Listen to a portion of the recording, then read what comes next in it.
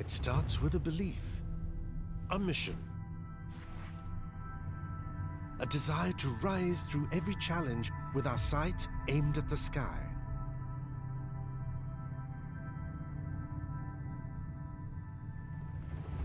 We're pushing the limits in the never-ending race towards ever better.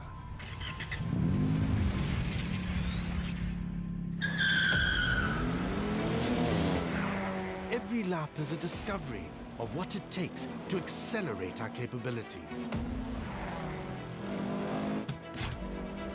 And we're not slowing down.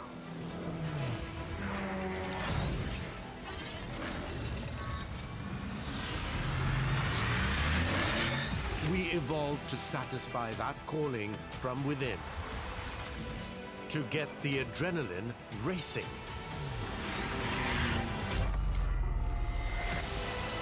To bring extraordinary to the everyday. Take on the exhilaration. New Vios GR Sport. Built to thrill.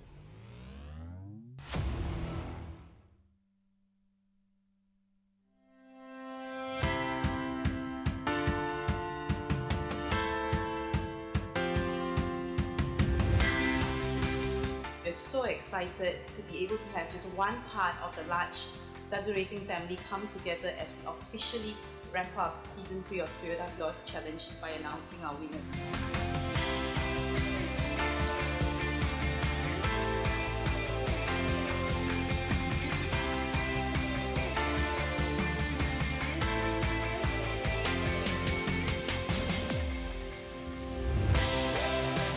It was a very fun time on Season 3 because a lot of new things happened, there were new drivers and I believe it was more exciting.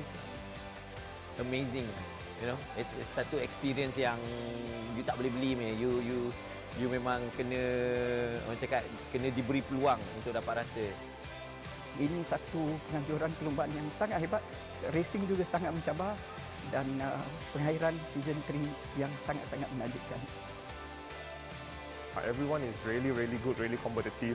It really gives me a need to push the boundaries further and try to explore a new limit that we have never been there before. I'm really looking forward for Season 4. I think the most challenging part is everyone's very close. First of all, you're using the same car. It's a one-week race, and the feel for Super Sporting this year with Teguja and Mark Darwin, both very fast drivers. I was just trying to keep up, don't do as much mistake as previous years. Definitely looking forward to come back Season 4 and definitely go for the win this time. It was a tough season, but I enjoyed every minute of it and definitely looking forward to be back in Season 4. I look forward to welcoming all of you back with strong and vigor again in Season 4.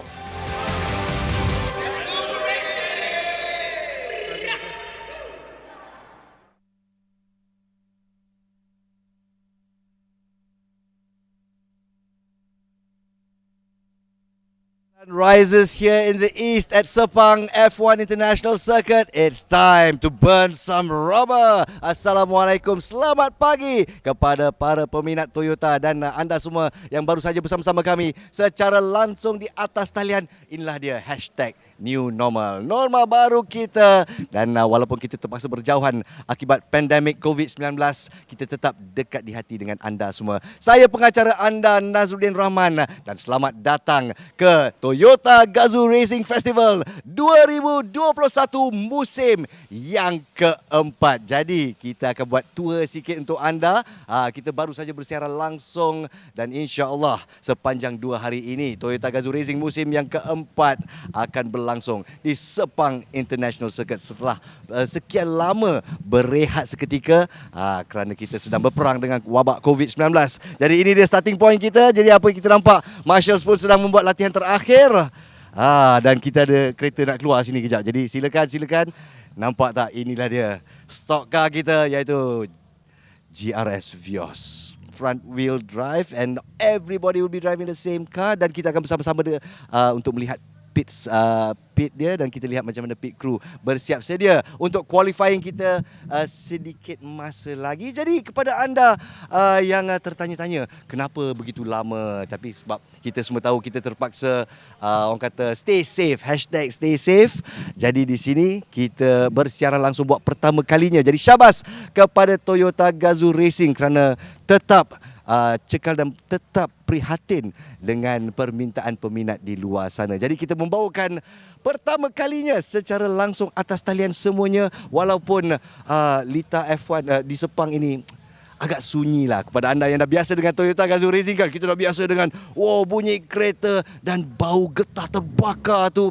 Mungkin tak sama, tapi kita teruskan usaha untuk menaik taraf motor racing di Malaysia. Jadi seperti biasa, all the classes are in contention. We've got super sporting, we've got sporting, we've got the rookie class, and also celebrity hangat anda, kegemaran anda akan bertanding di promotion class. Ya, 9 selebriti kesemuanya termasuk Encik Akio Takayama sendiri, iaitu Big Boss UMW Toyota, dan akan beraksi bersama-sama mereka. Ya, jadi apa kata kita jalan sikit-sikit, jadi kita imbas kembali zaman kegemilangan Sepang F1 Circuit. Masih tetap hebat.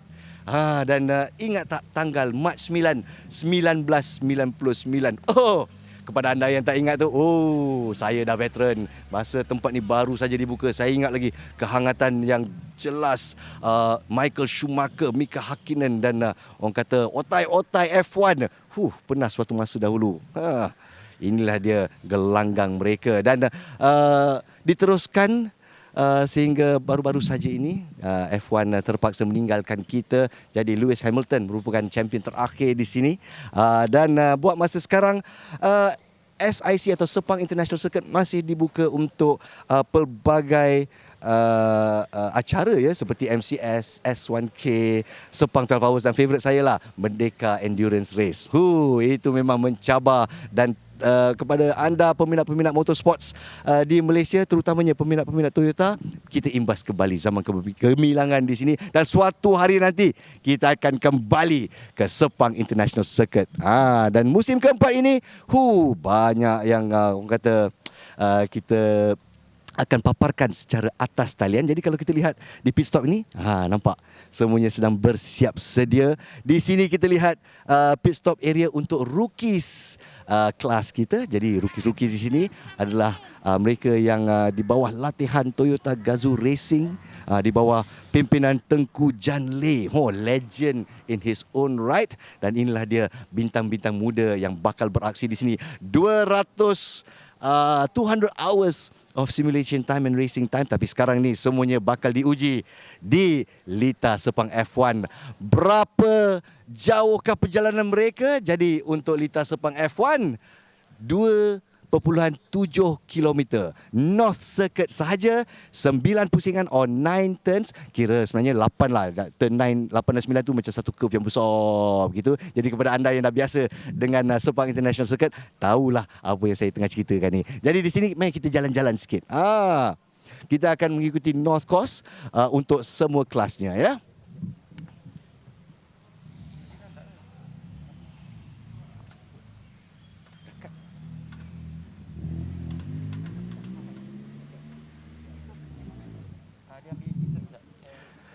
Okey, sementara kita melihat keadaan sekeliling di sini, apa kata kita akan memberikan anda highlight apa yang akan berlaku sepanjang 2 hari ini. Kita mulakan dengan stream yang pertama yang akan berakhir dalam pukul 1:30 tengah hari. Lepas tu kita continue balik. Kita berikan anda masa atau ruang untuk berehat. Bukan saja kita dapat menyaksikan races dari 4 kelas ini bertanding, qualifying times pada hari ini dan juga practice run. Kita juga akan saksikan suatu segmen yang baru, iaitu TGR Off the Grid, iaitu segmen entertainment atau hiburan daripada artis-artis kita. Nantikan gelagat-gelagat mereka.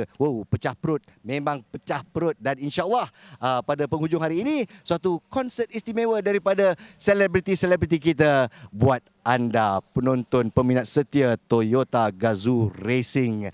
Jadi sekarang masa menunjukkan 9.8 minit dan dalam pukul 9.15 nanti insya-Allah kita akan bersama dengan racecasters kita untuk kepada anda peminat yang sedang menyokong drivers-drivers di sini. Sila lihat macam mana pencapaian mereka setakat ini. Jadi untuk anda yang baru saja bersama-sama kita, saya Nazrudin Rahman, pengacara anda sepanjang 2 hari ini untuk Toyota Gazoo Racing musim yang keempat 2021.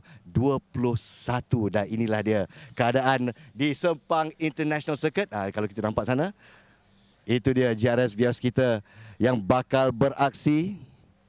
Cantiknya. Dan untuk GRS stock di sini, front wheel drive dan semuanya fair and square. Semuanya bergantung kepada tahap kemahiran atau skill drivers tersendiri dan berapa mahir mereka dengan North Circuit di sini dengan 9 pusingan 2,706 meter bakal dipertandingkan. Alright, ladies and gentlemen, we're going to take a look at what is up today. So if you can take a look at your screens, pada hari ini pada 9.35 pagi kita akan mulakan qualifying 1 super sporting class. Pada pukul 10 suku pagi qualifying 2 rookie class. Pada 10.55 pagi qualifying 3 promo class dan 11.35 pagi qualifying untuk sporting class pula. Jadi kepada anda yang sedang mengikuti drivers anda, pantaulah qualifying times mereka macam mana pada musim keempat ini. Mampukah mereka? Dah setahun kita break ni. Kepada kebanyakan racers yang ada di sini, yang semi pro yang juga profesional, mereka rata-rata saya ada tanya-tanya sikit lah, korek-korek sikit. Macam mana setahun lebih ni, training macam mana, nak keluar pun tak boleh, nak biasakan diri dengan kereta dan sebagainya. Jadi untuk drivers kita kebanyakannya mengakui bahawa fitness is an issue.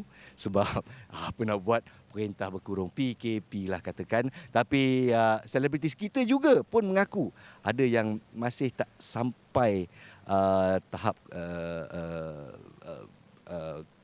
kesihatan mereka ataupun tahap how sharp they are on the track. Wah, tiba-tiba nak fikir pasal apa tu perkataan pagi-pagi ni pun bercelaru, sebab saya kesian juga melihat mereka cuba dengan sedaya upaya dan mengatasi wabak COVID-19. Tapi insya-Allah drivers akan memberikan sebaik mungkin sedaya upaya. Dan saya ada tanya Nabil Ahmad juga, antara driver selebriti kita. Jadi apa kata kita berehat seketika, kita lihat skrin kita ya buat pada sekarang.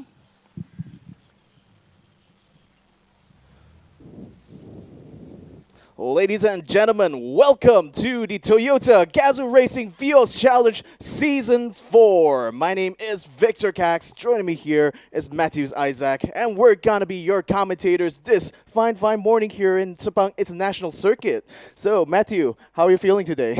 I mean, I'm like really looking forward to this, man. Like, it's going to be amazing, and there's going to be lots of amazing races coming through with super sporting.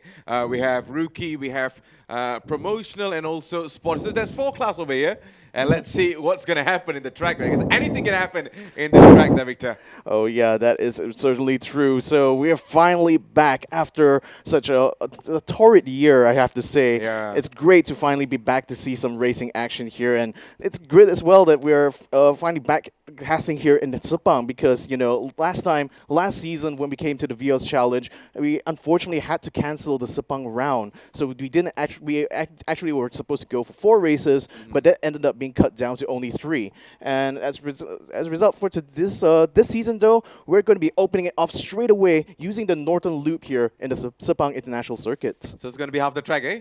Yep, just the northern half. Just the northern half. All right, guys. So we're basically looking forward to, and let's see what's going to happen in this race, Victor. Yeah, so in any case, so we're going to be having the super sporting class. We've got a lot of really familiar names coming back again. Of course, we've got Tengku Jan, the champion from season number 3.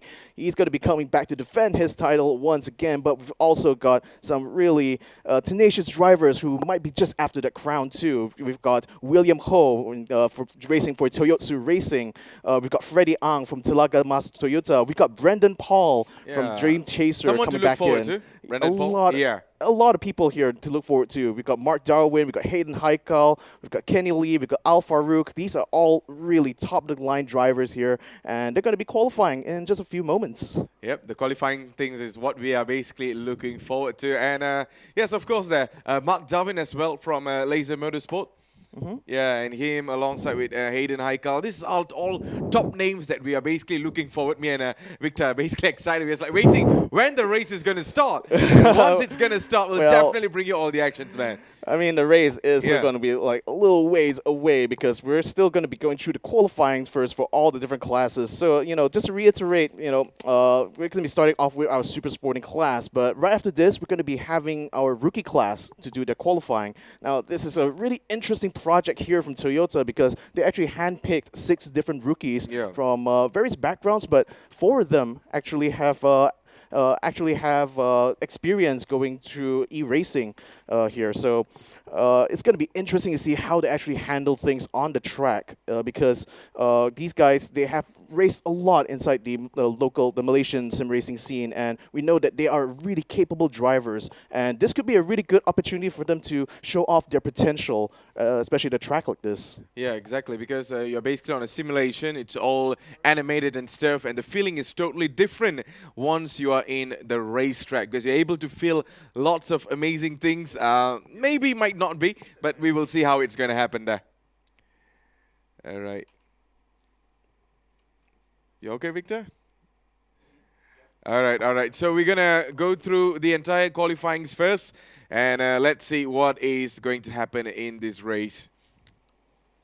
Yep, so we are seeing the safety car already going out on the track. So given that this is the Northern Loop, we've only got 8 turns here. So it's kind of interesting to see how the layout changes because as the safety car comes through that service road, that is actually the new Turn 7 and Turn 8. So those who are familiar with the original layout of Sepang International Grand Prix Circuit will know that Turn 7 8 tends to be really fast and quite wide. The service road, though, is a lot narrower. It's a little bit trickier for the drivers, and they really want to get a good exit coming out of Turn 8 because immediately after that is the main straight, and that ensures that if they get a really good exit out of Turn 8, they should be able to hit their top speed by the time they hit T1. Yep, so that is basically a little bit of information on the track, of course. Earlier on, we saw the car there. It was basically Hayden Heikal's car, the black Toyota. Yeah. I guess there's only 2 black cars, if I'm not mistaken, based on colors, eh? There are 2, because we also got 2 drivers from this is Bradley Benedict's car. Yeah, the Dream Chaser car. It's got the green and gray livery together with the base white. And shout out as well to his dad, Harry's place. It's over at SS15. He runs a bar over there, and Harry's been supporting both of his sons, Brendan Paul and Bradley, and both of them will be racing in this race here. In fact, Brendan Paul himself will be racing later on in the super sporting class. Yep, so the brothers are back, actually. They are back. They are back, all right. We also have a few familiar new names, actually, on the promotional class. Oh, yeah. Do we? Yeah. So because there's been a bit of a shuffle in the order because Sean Lee has actually been upgraded from the promotional class to the sporting class. So he's upgraded, guys. Yeah, he's upgraded. He's actually coming up and racing against the big boys now. And I can't wait to see because from his performances in the promotional class from Season 3, he's definitely shown himself to have a lot of potential as a driver. So I'm really excited to see that once he's actually up against some of the semi-professional and professional drivers here, how he actually stacks up against them because I think he does stand a really decent chance of competing against these guys. So yeah, so there you go. A look on the screen, of course. They're all getting ready. Yeah, the last checkup on the car.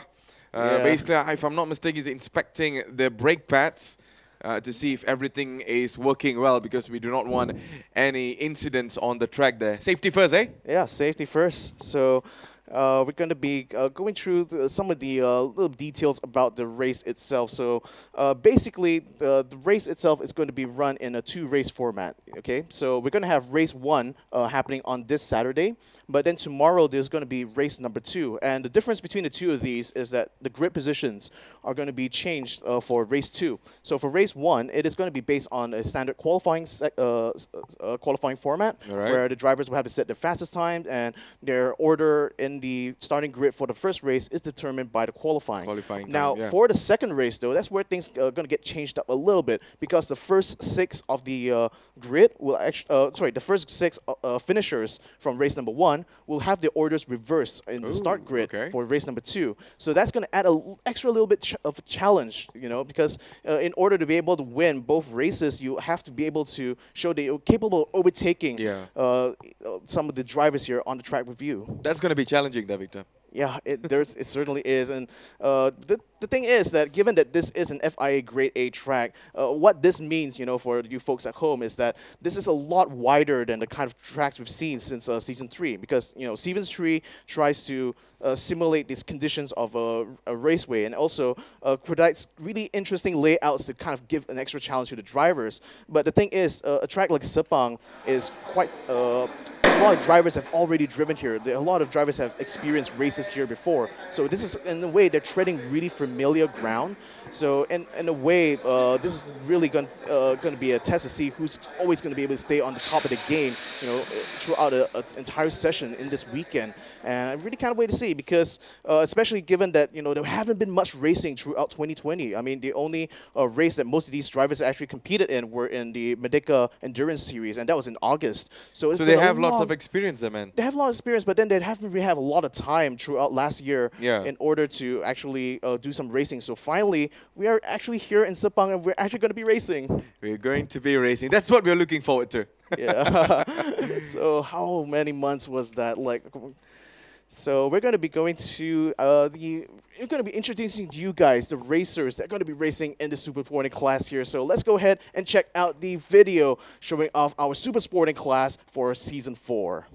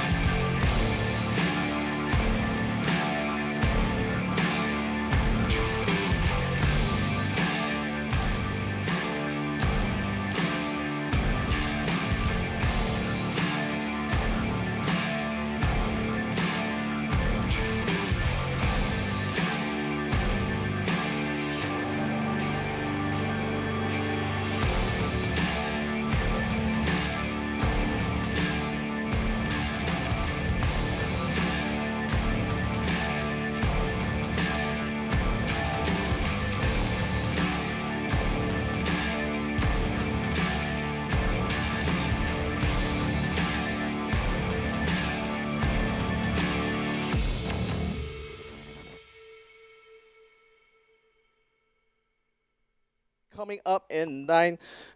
All right, ladies and gentlemen, we are going to be starting the Super Sporting class qualifying really soon. Here is the list of drivers that will be racing with us here today.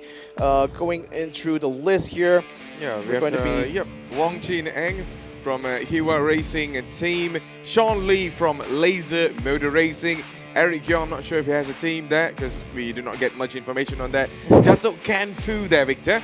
Yep. From Kuling, Top Wheel, Haji Sultan Mustafa, Salihin, Hazik Zairil from Car Nanny Racing Team. These are all top names to look forward to. Adam Khalid, of course, we have seen him racing many times, even in lots of other race series, of course. So this is the point system there, man. Yeah, so as you can see, we're only giving points out for finishing positions 1 until 10. So the point system starts from 20 points, goes down to 15 points, then to 12 points, 10 points, 8 points, 6 points, 4, 3, 2, and 1 to round out the bottom 4. So basically it's a split of about 5 points, 3 points, 2 points, 2 points, 2 points, and 1 point each, all the way down until 10th position. So that's going to be an interesting thing because in the sporting class, we've got 19 drivers and only 10 positions actually have points. So I'm going to be expecting the race then to be very, very competitive, especially for a grid that's going to be as stacked as that. So moving on from here, we're going to be checking out our track here. So again, reiterating here, we are going to be racing only off the northern loop of the Sepang International Circuit. This means it's only going to be 8 turns. We're only racing with one of the main straights, and that pretty much means that there are plenty of overtaking opportunities on this track, you know, from the classic 1-2 T1 and T2 that is on the from the Sepang, that allows a lot of opportunities for you to actually set up overtakes because given that it's a wider, sort of like a rounder first corner, going to a sharper, much steeper, and actually going downhill second corner, that does mean that as an attacker, as a chasing car, you actually have a lot of options going through deciding how you want to attack. Do you want to try to attack around the outside and try to slip into the inside line of the second corner, or do you want to try to dive bomb and take the inside of turn 1 and stay ahead of your opponent? Yep, so there you go. 2. A much better look on the track there, Victor. Yeah. So as we can see, yeah, there's 8 corners here. We can see our pit just going all the way through. The new turn 7 and turn 8 is something that might throw off a lot of people who are familiar with the Grand Prix layout because this new turn 7 actually happens a lot earlier compared to the original turn 7. So what this means is that turn 5 is pretty much the only spot that gives a little bit of an opportunity for overtaking because after the overtaking opportunity from turns 1 and 2, turn 4 is a position where it's a place on the track where mistakes can be very much punished, and if you actually make a mistake on braking going into the uphill section at turn 4, that's going to open you up to an attack from behind when you go through turns 5 and 6. Yep, something that you basically don't want to do there. So you need to be perfect with your timing and also how you enter and exit the corners, of course. So there you go. A total of 9 turns of the entire north track of Sepang International Circuit. And we are looking forward to what's going to happen among all these races that's going to come up shortly. Yeah, so I think one thing worth noting is the events that had transpired during the practice session because, as you all know, William Ho does hold the record so far for the session time at 126.6. But I should also note that also hitting the 126 during practice yesterday was also one of the rookie drivers. Yeah, so that's gotten everyone in the pits actually talking about it, from Tengku Zhan to Kenny Lee. That's going to give a little bit challenge there, man. I mean, because the super sporting guys are going to be racing against the rookie guys. So I think, like, especially for these guys who've been veterans of the sport for years and years, they don't want to get passed by a rookie on his first time inside these cars because, you know, another thing that the rookies will have to kind of contend with, and it kind of adds to the challenge a little bit for them, I suppose, is the fact that they're actually using last year's car. So the thing is that most of the teams that are actually participating here, they've come in with like the newer build, like the more current generation of the Toyota Vioses, but the rookies actually had to use some of the leftover cars from the promotional class from last year's race. So they're not only going to cars that are a little bit battle worn and a little bit used, but some of these cars have a little bit of quirks, you know, coming into their first time testing those cars. Like one of the rookies actually expressed to me that the first time he took the car out and we hit the brakes really hard, the car suddenly swerves to the right. Oh, wow. And yeah, so they actually had to do a little bit of adjusting on the tuning on the suspensions in order to kind of figure out where the problem was. But you know, the thing is that for these rookies, especially for those e-racing ones, they actually have to kind of contend with these kind of like unusual and unique situations that can occur because of these cars. Yep, so tell me about it. So I guess we're going to be going into having a look on the car, of course. Talk us through a little bit about the car there, Victor. Well, this is pretty much a Toyota Vios. Like, it's basically the same stock engine, the same stock wheels that you'll find on the road-going version of this car, but the racing version that is actually run by all these drivers coming through on this track are mostly modified. So basically, they have been stripped out. They have a full body roll cage inside, as well as bucket seats. We've got a TRD exhaust manifold, which is the main sort of thing that adds a lot more performance to the stock engine. But suspension parts are coming in from TRD as well. We've got shocks on the front and the back. One thing interesting with these cars is because they are still using the stock brake setup. So technically, they have a disc brake in front, but they actually have a drum brake in the rear. Now, the wheels, they are really, really cool because these are 100% authentic Alcantara wheels by OMP. In fact, these are the Super Leggera Edition deep dish rims. So these really nice little wheel for these drivers to hold during the race. Now, these cars are fitted with a 5-speed manual, and this is literally the same 5-speed manual that are found in the road-going cars. So the pedal set as well are exactly the same as you'll find in a road car, and some of the drivers actually express a little bit of getting used to, because they're used to racing pedals where it's a little bit wider. It's a lot easier for them to actually take the blips. But overall, if you really want to get experience, you know, of driving a car just like this, you can actually do so, because the Toyota Gazoo Racing is selling a version of the Vios that's inspired by the developments that the racing teams have done here in the Vios Challenge. So they're producing their own version of the GR Vios, and includes all the performance parts that were mentioned, you know, all the improvements that have been done onto the same platform, but with the same kind of performance that you'll find on the track, just like here. Yep, so if you want to have a look, then you know where to find it. Yeah, indeed. All right. So I guess we are yet to start our qualifyings, and once we're going to go into it, we're going to bring you all the actions that's happening. So who is your take on this, Victor? Especially, let's start with Super Sporting. Yeah, so who's the top 3 names that you're looking forward to? Oh man, I mean, right off the bat, I mean, William Ho, simply because he's already set the fastest time. So he's showing that, you know, coming back after a long, extended break, I should say, you know, since 2020.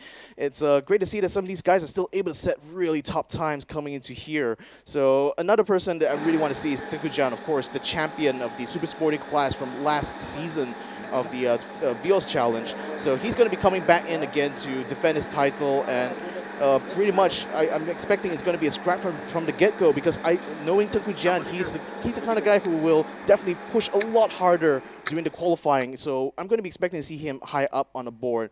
Other people in the list here, like I think I'll give a special shout out to my boy Brendan Paul, because, you know, coming here again, it's great to see all these familiar faces on the in the pits, and you know, it feels like we're back racing again. Yeah. I mean, finally. 2021, the first race of the season here, and it's going to be a blast. It's going to be a blast. I mean, like, there's also other top names like Mark Darwin, who is basically looking forward to how he's going to race.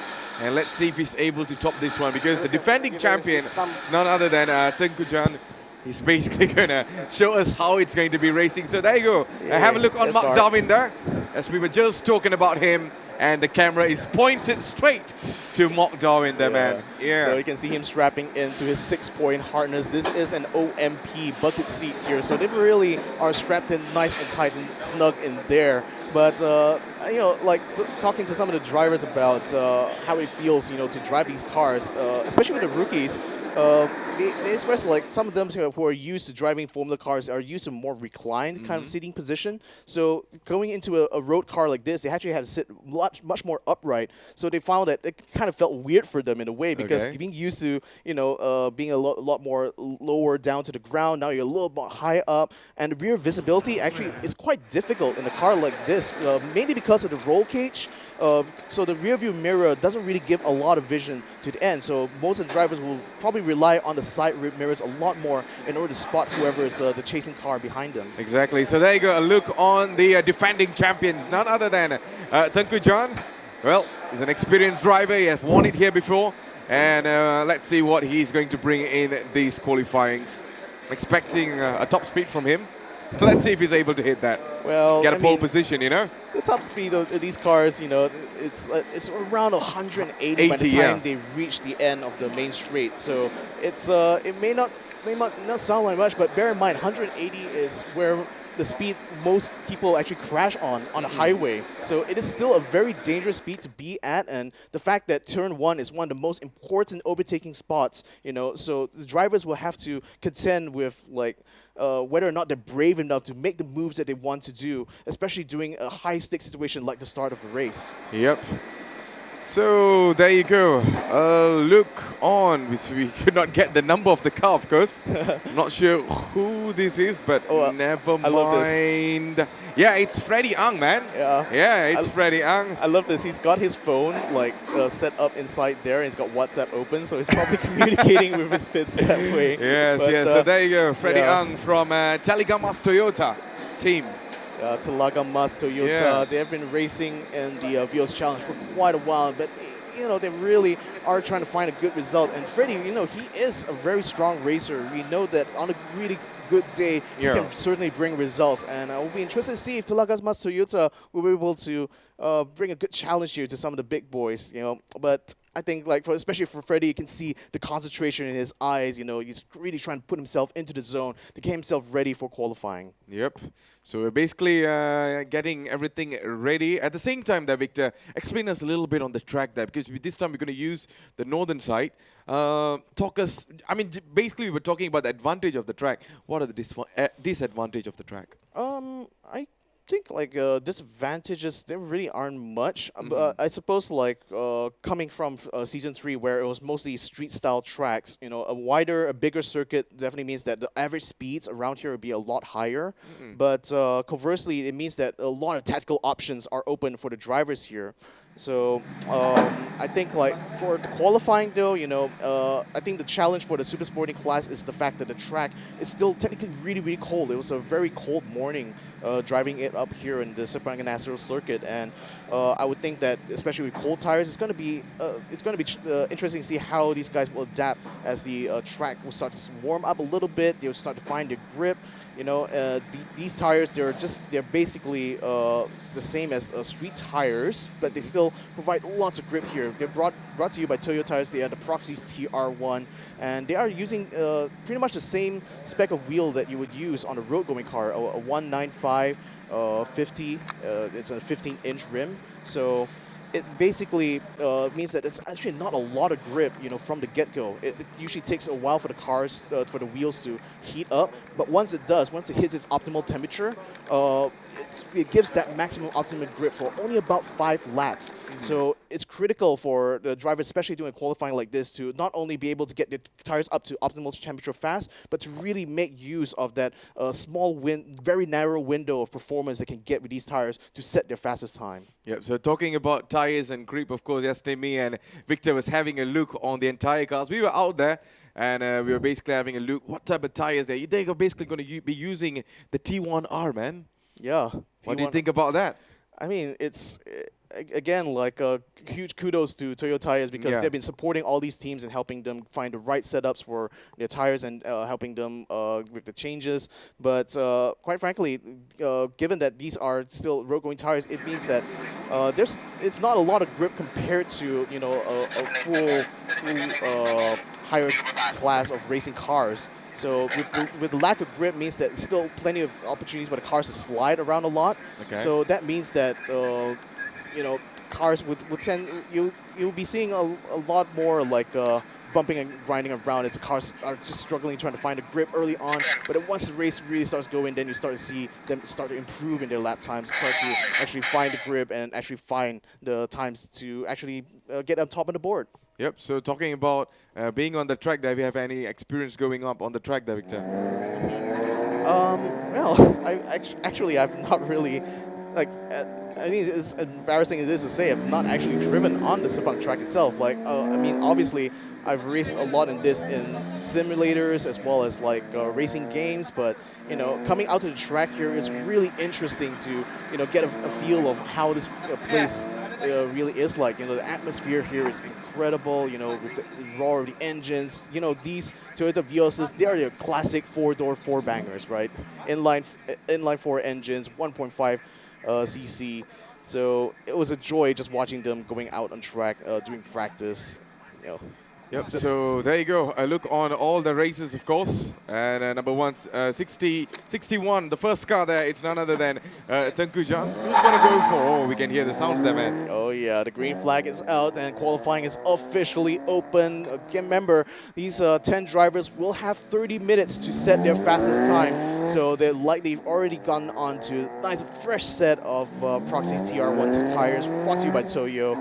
You can see the Super Ligera Edition OMP wheels. These are nice deep dish rims, and they actually put the wheel a lot closer to the driver, so it makes it really comfortable for them to drive. So you can see we're riding on board with car number 81. That's Hayden Heikal of Speed Addicts, and he's going to be taking us for a trip around the track here. So yeah, let's go ahead and check it out. You can see he's just kind of like warming up his hands a little bit, swinging from left to right here. Just get a little bit of sense of the grip around turn 2. So you can see there's a little bit of a wet patch here. It actually rained a lot heavier last night, and it actually makes for quite a cold track for this morning's qualifying, which is certainly going to add to a lot of challenge because this is practically like driving on ice, especially on these road-going tires. Yep, so talking about the weather, of course, Sepang is known for an unpredictable weather. It can rain anytime, it can be sunshine, so it's all down to the racers if they're prepared for this. I'm pretty sure they are. So there you go, look on Hayden Heikal, the number 81, taking a cruise down the entire track there. Yeah, he's coming around through turn 5 now, switching quickly towards turn 6. So he's getting a sense of the grip. You can see this car's just practically sliding all the way through. Now, this is where they're going to have to brake and take the service road. So this is the new turn 7. And then this is turn 8. And immediately after that, it's all the straights all the way. Drivers will be going full pedal to the metal by this point and trying to hit the top speed by the time they hit into T1. So coming across the control line and the starting line there is Hayden Heikal in car number 81, ready to set his first flying lap. And let's see what he's going to be able to bring real soon, because the sector times are starting to be reporting in, and I'm going to be interested to see who's going to be able to snatch that top of the board. Yep, so there you go. Still a look on Hayden Heikal, of course, at the back there. And this time is, oh yeah, we have the champion, man, number 61. Yeah. Tengku Jan, defending champion to be exact. Yep, he is driving for a Prima Pearl Auto this time around, and he's already out on a flying lap here. You can see him trying to push to the limits of the track there, getting right up against the edge to get the best possible line. But let's see whether or not he'll be able to get up into 127s. I think he has a really decent chance of getting there because he's one of the most experienced drivers out here in the super sporting class. But with Freddie Ang and William Cole already setting some really good times. Freddie Ang, in fact, already set a 126.7. That's getting quite close to William Cole's own record. But so far, car number 39 has only set a time of 127.2. So it's likely he's going to take a little bit of time now to try to tune in the grip in his car. Now we are seeing Tengku Jan now coming across the line here. He's going to be starting his flying lap right about now.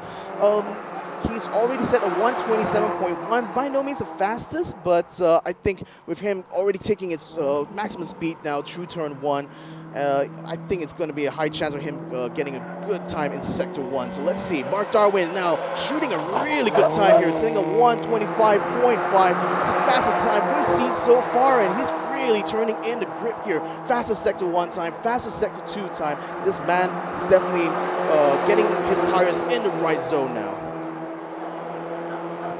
Yep, so exactly there. So the number 22, Brandon Paul there from Dream Chasers. We have talked about him later, and this time he is on the track as well. Not sure about his timing there, Victor. I think he's clocking about 1.27 to 0.8, yeah. 127.3 so far, so he's still in the 127s, haven't quite hit the 126, but I'll tell you who has actually joined in the 126. That's going to be Kenny Lee from Kagani Racing, car number 38, a 126.8, so only about 3 tenths away maybe from Freddie Ang, so certainly he can definitely challenge for the second place on a grid here if he continues to try to tone in those tires. Yep, the experienced driver, of course, Mark Darwin on the number 633. This time, I'm not sure what he has on his bags there, but of course, man, he's going to show some good racing for sure. Yeah, so Mark Darwin, he currently holds the fastest time on the board now, provisional pole, as it were. So he's just come across the line now to set only a 1:26.3, so I think he's already just about used this grip here, or perhaps just kind of like optimizing his tires temperature a little bit to try to go for another run. But it seems like he's starting to slow down, so I'm expecting him to come into the pits to change out the fresh set. I mean, the man has already made such a big statement with that, getting into the 125s already on the get-go. And again, impressive given the fact that this track is still very cold. You know, a lot of these guys may be trying to find a grip a little bit, and probably will find it later on in the session. But the fact that Mark Darwin could already come out the gates like running, literally, this is certainly setting up to be an exciting qualifying session. Yep, Freddie Ang on the right there, of course, number 3 there. His best timing is at 1:26.596. And let's see if he's able to top that. Yep, it has changed to 5:51 at the back. Freddie Ang from Telaga Mas Toyota. So number 61, Tengku Jan, of course, the Drift King we have known for many, many times, of course, the defending champion of this tournament. Even in season 3, he was the champion for the super sporting class as they are underway in Sepang International Circuit. I'll tell you what, Tengku Jan has now set the 3rd fastest time in the session so far at 1:26.554. That's like 0.003 seconds off of Freddie Ang's time. So wow, it's so competitive, like this qualifying. It's so exciting to see. I mean, this is why I say that, you know, we need to have a look on Mark Darwin there. Look at his time. It's at 1:25.564. He's basically on top of Freddie Ang and also Tengku Jan. If he's able to get a proper timing on this, he'll definitely go on the pole position there, man.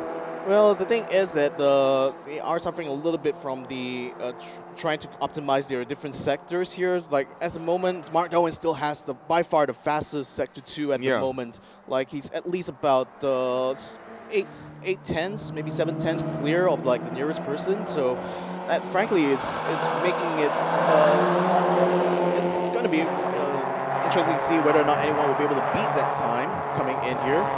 Yep. So Hayden Haikal driving for Speed Addicts, trying to look and see if he can get a good time out on the board here. So far, he's currently sitting in P4 and set a 1:26.5 as well. This time is a 5:79, so not quite as close to Freddie Ang as to Tengku Jan, but definitely within range to try to gun for a podium here on the first race. Yep, so there you go, a look on the inside of the car there. Oh, he's going to go for a stop there, man, if I'm not mistaken. Yeah, he's just entered the pits there, so he's definitely going to be swapping out for a new set of tires to try to go for qualifying again. So we'll be seeing him going for another flying lap, because I think if he's able to hone in the car a little bit more, maybe do a few adjustments in the pits, perhaps he could try to go for Freddie Ang's time, because a 1:26.5, you know, haven't been shown already that the 125s are possible. It's just a matter of just optimizing a car to be able to reach that level of performance. Yep, so basically on the screen there we see Mark Darwin is on the top with the timing there, 1:25.564.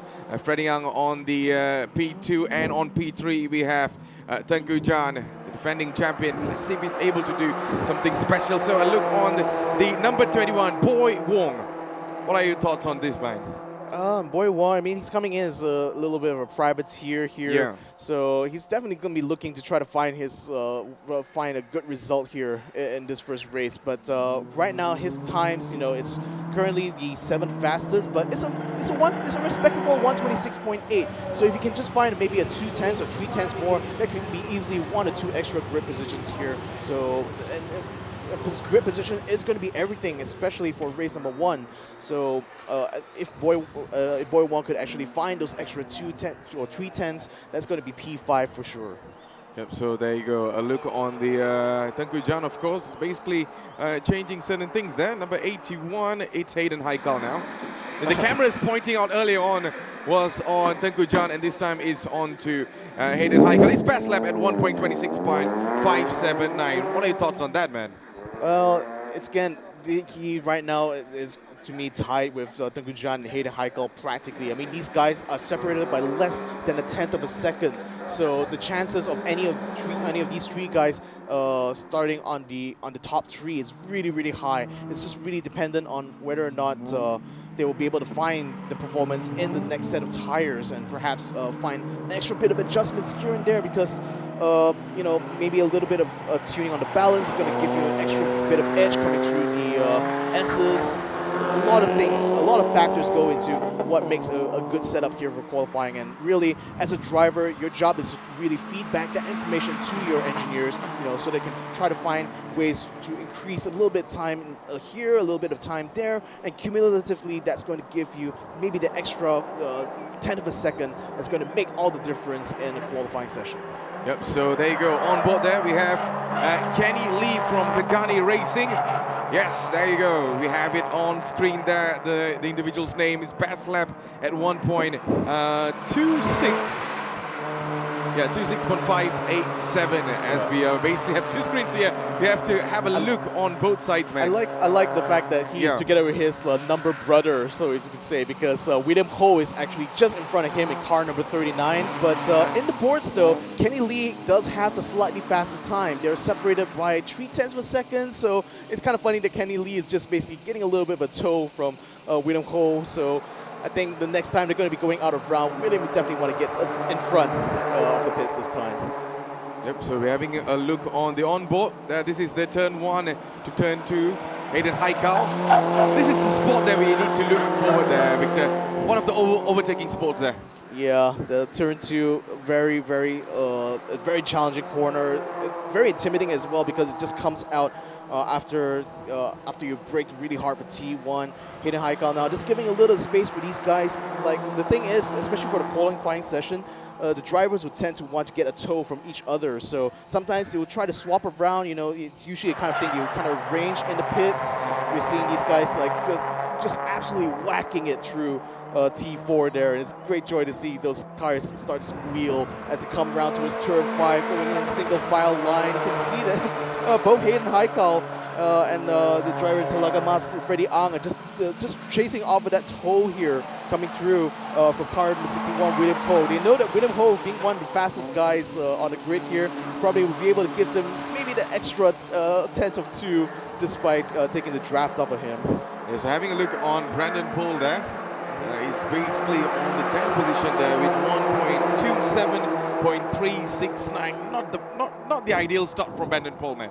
Well, the thing is, Brandon is kind of struggling a little bit with some technical issues with his car. He was they had to do a repairs to his transmission yesterday, so that he actually had to miss out a bit on practice. So I'm expecting that he's going to be coming out a little bit on the back foot this Saturday morning. Perhaps he'll start to find his groove later on as the day warms up and the track does warm up too.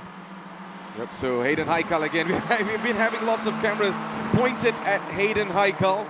He's basically on the P3, of course, with 1.26.579, just right on top of, on below Tengku Jan and also Mark Darwin. Mark Darwin with the most ideal start so far. Yeah, really just pushing it hard through T4 there, because sometimes you want to get all the way out to the outside here so they can set up for the entry of turn 5 much easier. But it's really turn 6. If you're able to stay ahead of your opponent going to turn 6, that gives you a huge advantage, because you're going to be able to block them going into through the service road. So a very important overtaking spot here as well, besides T1 and T2. And it's a place that, you know, Hayden definitely wants to keep as close as possible to Freddie Ang here, because again, the effects of the slipstream, especially on a long straight like this, is immense, you know.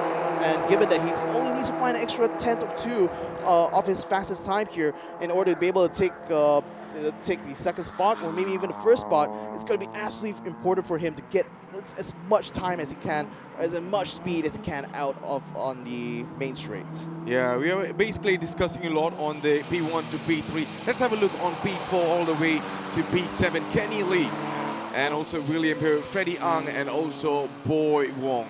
What are your thoughts on that so far? I mean, Kenny Lee and William Ho are very, very close. Freddie Ang maybe about a tenth behind them, but certainly on a long qualifying session like this, that extra tenth certainly can be found. So I'm not sure whether or not is Freddie out on track at the moment. It looks like he is. So right now at 126.6, if he's able to get a tenth off of that, he'll be able to overtake William Ho to take P5. But there's definitely a lot of contenders for that one as well, because Boy Wong has just left the pits as well. He's currently running into 126.8, so maybe a little bit further off from Freddie, but certainly within reach of William Ho as well. Yep, Tengku John, of course, has the better advantage on Sector 1. He has a 36.402. That's better than all the other races, man.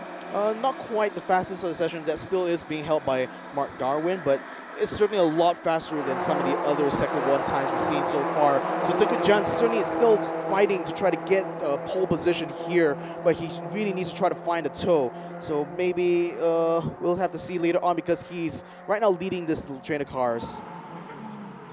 Yep, so there you go. A look on the number 61, Tengku John. It's basically taking a wide turn there early on, we saw. So yeah, we're still waiting. We're at the halfway point now of this qualifying session, and we're waiting to see whether or not Tengku John will be able to set a much faster time. The thing is, he's giving a toe to Hayden Haikal, and I think that it's going to be kind of like funny if Hayden Haikal ends up out qualifying Tengku John because of it. Because again, these cars, they are the same spec. They have the same horsepower, the same weight as well. There's no performance difference between these cars. The only thing that separates these guys is really the skills they have on the track. Yep, so there you go. Look on Hayden Haikal again and again. Maybe it's the top man to look forward to this time. He is getting a little bit of a toe off of Gray Telagamas. Is that the Telagamas car? No. Okay, so it's Telagamas car is following behind Tengku John at the moment. So Tengku is getting a draft here. Oh, actually, no. He's going to be slipping into pits there. So looks like Freddie is going to be going out by himself here. No toe for him this time around. So both John and Hayden Haikal comes in. Looks like that is still going to be the fastest time for them. A 126.2 here for Tengku John. Not quite fast enough to get into the 125s, but certainly a little bit closer. But it's really Hayden Haikal that stands to benefit a lot here. A 126.5. He is currently the fastest off the bunch here out of Kenny Lee, William Ho.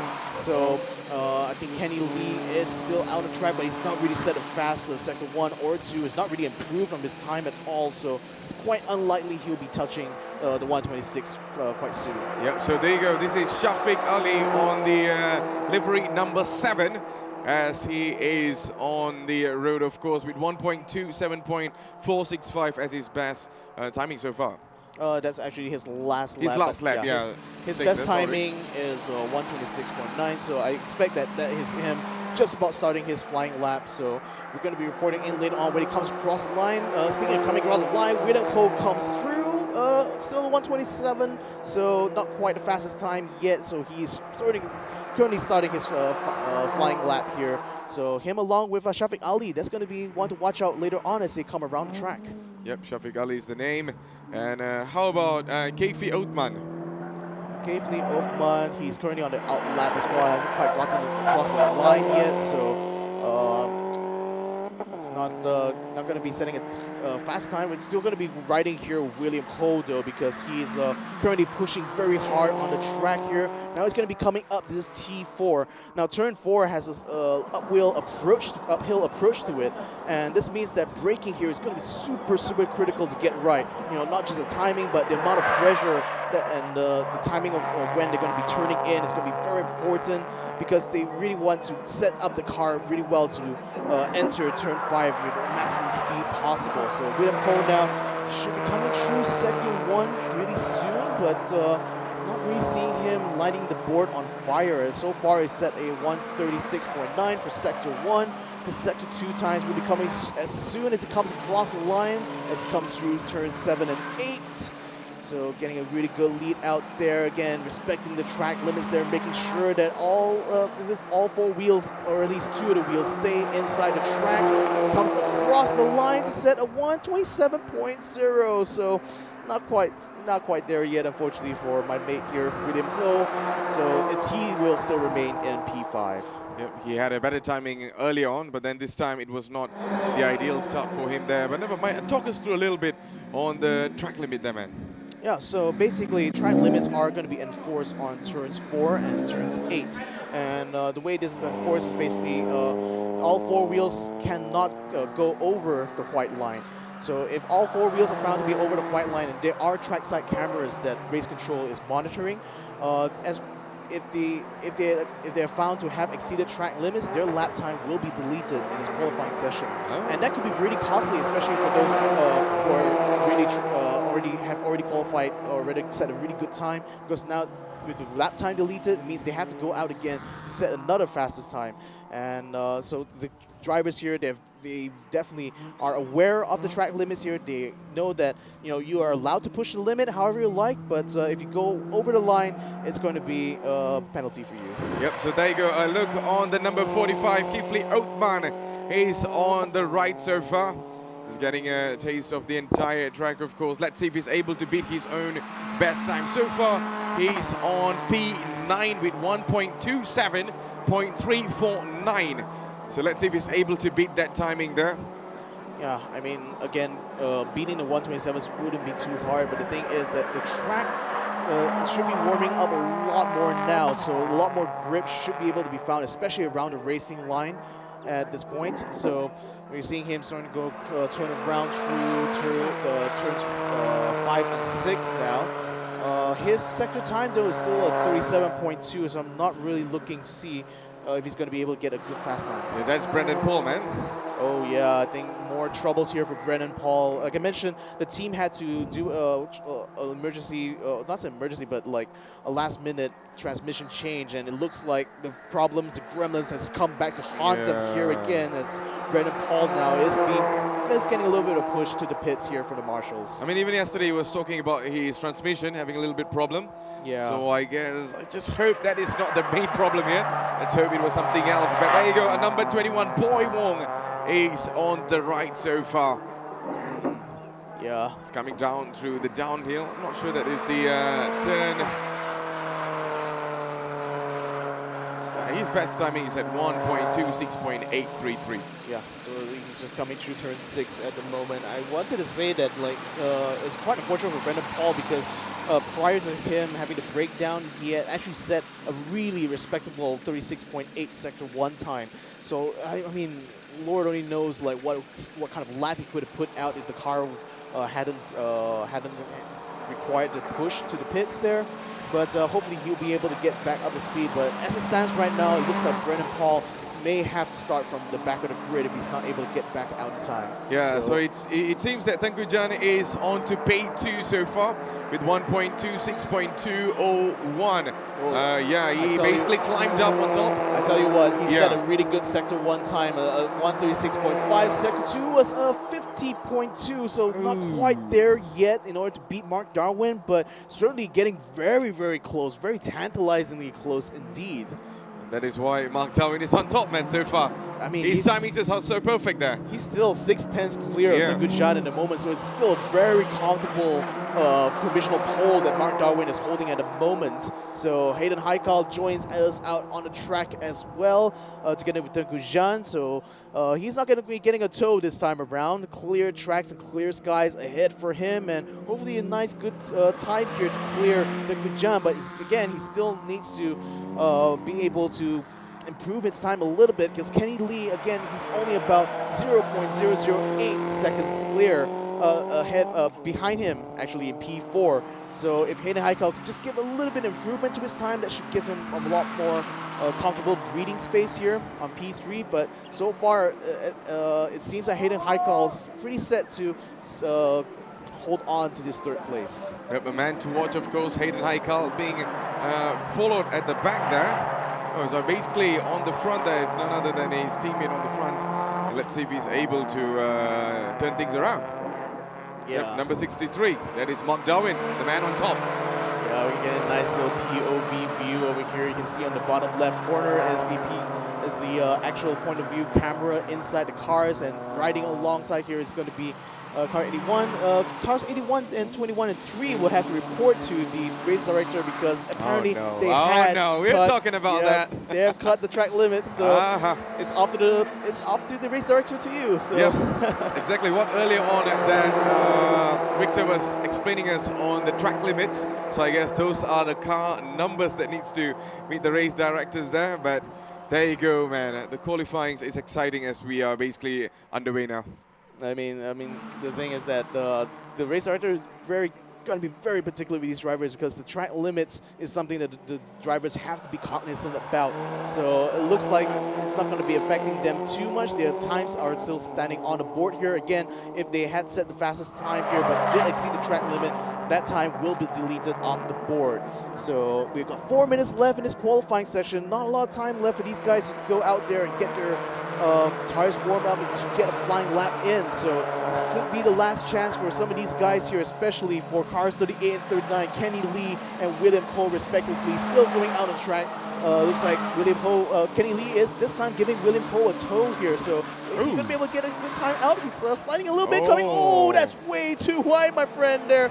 Yeah, not going to get a really good run out of the turn 8, unfortunately. So backing off a little bit there. He certainly might be left banging the wheel a little bit there. It's like, man, that was a really bad mistake to have made. He came with lots of speed there, but the exit part, that is a little bit not the ideal one. But yeah, there you go. A look on him, of course. Yeah, so hopefully we'll see that in replay there. Yeah, look at that. He actually, like just before, I think he going into entry of the turn 7 there, he actually oversteered a little bit, had to correct, and unfortunately that forced him to go wide to turn 8. So obviously he's definitely not going to be having his lap time on the board for that round. But then again, he's going to be able to get a good opportunity to try to go around and probably go for another run again. Now we're going to be checking out Shafiq Ali here in car number 7. Driving for the M7 Japan project team, a respectable 126.9, but if he really wants to be able to get himself up into P4 or 5, he needs to be able to beat 126.5. So it's going to be a real tall order to be able to make up 0.4 of a second, but if he's just able to find the grip here, especially in this late juncture on the qualifying, certainly that is an opportunity he could get. Have Hayden Haikal on the cameras, of course, number 81. The black and white livery, of course. Black and white Toyota we were talking about earlier on. I think there's only a few sets indeed. And he is taking on to the pits, of course. No. Yeah, he is going to the pits, man. Yeah, he's going to the pits. So there's still another car in front of him that's still going out. So that they're still going to be going for the flying laps here. There's still only 2 minutes left, so it doesn't look like Hayden Haikal will be improving on his time. But again, it's a 126.1 actually, and that has actually beaten Tegujan's time by a 1/10 of a second. So that pretty much is job done then, Hayden Haikal. Good job. No wonder he's going into the pits, man. Yeah, pretty much. So that's a really exciting times here because Hayden Haikal has just beaten Tegujan to P2 and will start on the front of the grid right next to Mark Darwin. Tegujan right now, he's out on his out lap. He'll be coming across the line here to try to hit maximum speed, and we're going to be seeing if he's going to be able to reclaim second place here from Hayden Haikal. This is it. Yeah, you can see his windows actually have been folded back a little bit, so I guess that's to give a little bit of less resistance, air resistance, as he travels through the straight, braking very hard to get into a T1, not hugging the curb too aggressively, but again, the curbing on the inside is very, very aggressive. A little bit of a drop here. You can see Tegujan sliding his car, going through T2, now going towards turn 5 now, a long sweeping left-hand turn as he goes to the uphill approach towards T4. Tegujan right now, what's going to be able to set in his first sector time? It's a 136.5 so far. Well, he is certainly getting a good time. Let's see if he's going to be able to do it a little bit more. Coming across here towards T4, getting right up against the outside edge here. Now rapidly making his way downhill towards turn 5. Tegujan now, he's literally on a roll. Let's see if he's going to be able to improve his time. Again, the targeted beat here is 1:26.1, only a tenth of a second faster than Tengkujan's fastest time. So perhaps he's the last person on the lots track. of nervous faces on the pits here. Yep. Tengkujan rounds out the final few corners, comes around to his turn 8. Here he Oh, comes. he's Oh, over no. the line. Oh, He's no. over the line there, ladies and gentlemen. That could be dangerous here because if it was judged to be over the track limits here, he may not get the time in. But in any case, it is still a 1:26.6, not quite fast enough here. Tengkujan remains in P3. Hayden Haikal still holds on to P2. Mark Darwin currently on pole. Yep, so on P4 we have Freddie Ang, P5 Kenny Lee, William Ho on P6, P7 Boy Wong, P8. So there you go, a look again on Tengkujan. They're the highlights there, man. Yeah, so who else Oh, gonna this be is the coming part. alive? This is the part there. Yeah, so 38. I think that's a good exit coming out of turn 8. Let's see if he's going to be able to Kenny improve Lee, his yeah. time. Kenny Lee coming across the control line right about now. Let's see, it's 1:27.8. 28. Oh well, that still isn't going to be able to improve his time, but he still holds on to P5. Freddie Ang should be coming through the line as well. He stays in P4 with a 1:26.4, and with the checkered flag out, that marks the official end of qualifying for the Super Sporting class. What a day, man. Yeah. Still, Mark Darwin is on the top. He remained on the top from the start there. Yeah, If you look really well, he did not drop. And there was a little bit of a chance for Tengkujan to come closer, but then Hayden Haikal showed why he's the man for the job there, and he got into P2. Tengkujan drops to P3. Yeah, unfortunately, he couldn't quite find the that last flying lap there, so he... Not sure which sector he lost his timing there, man.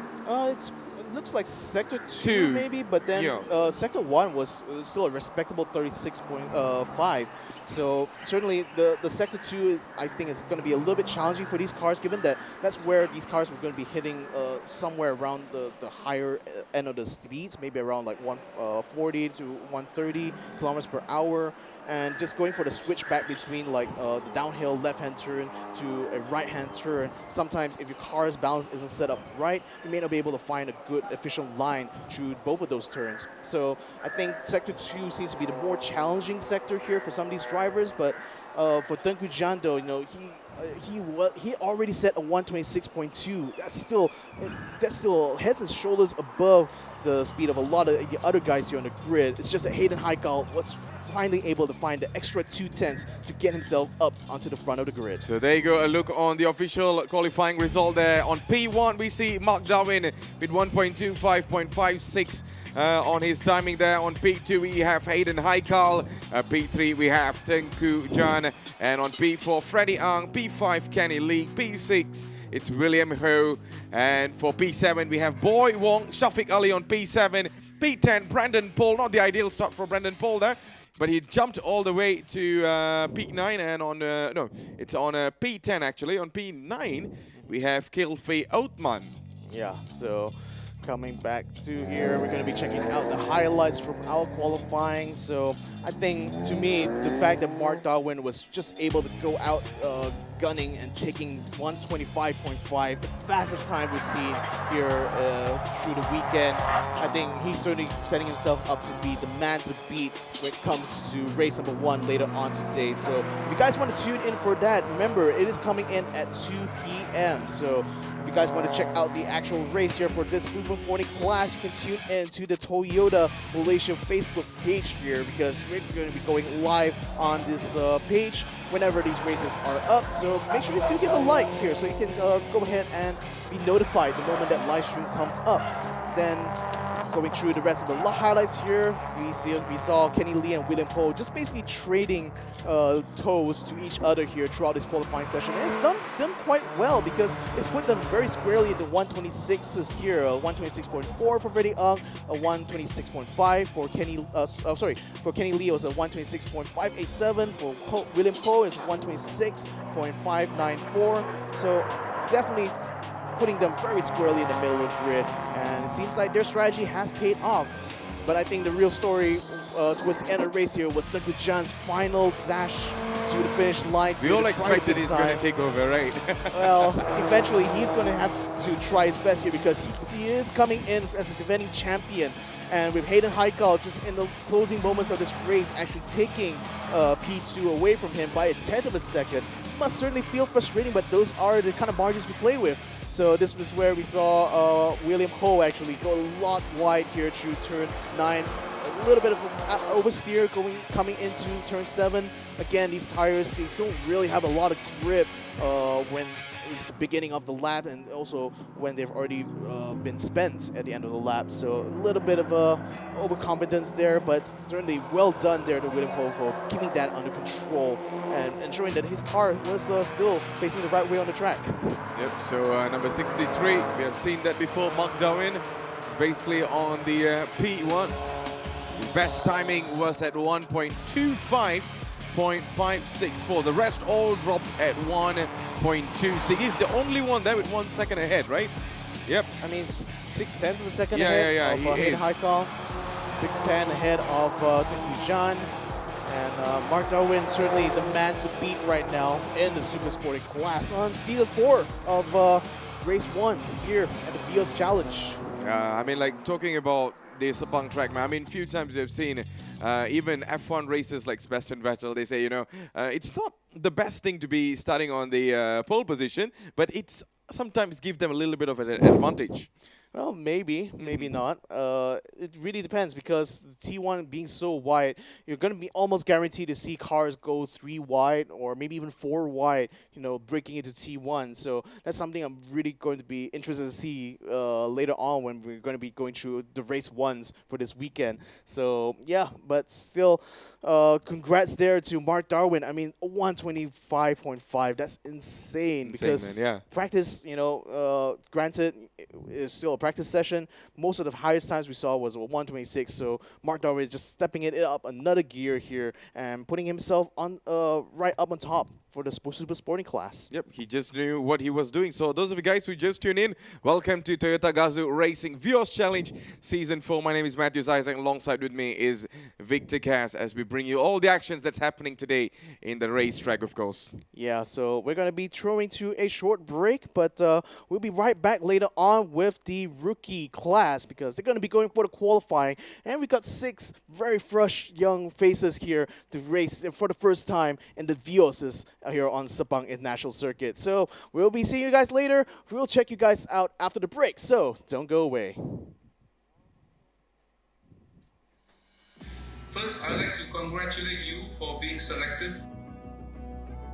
It's very hard for drivers to get the necessary experience to become professional racers. And we've got a lot of talent in Malaysia, maybe even world level.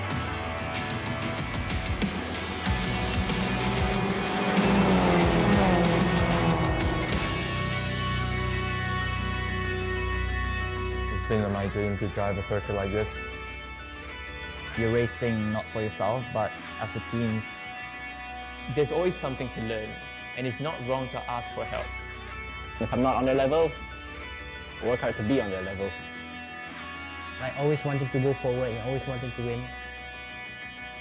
Just gonna prove to them that even though we are young, we're still talented.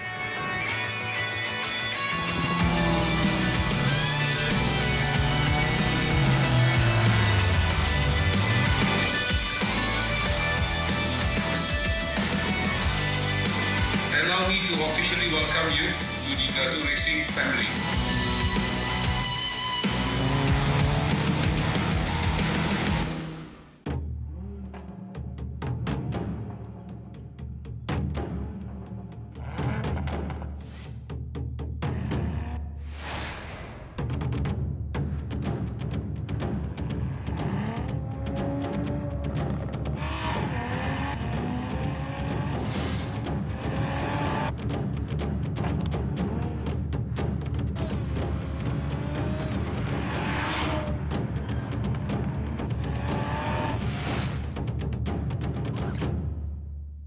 Toyota, all about the drive.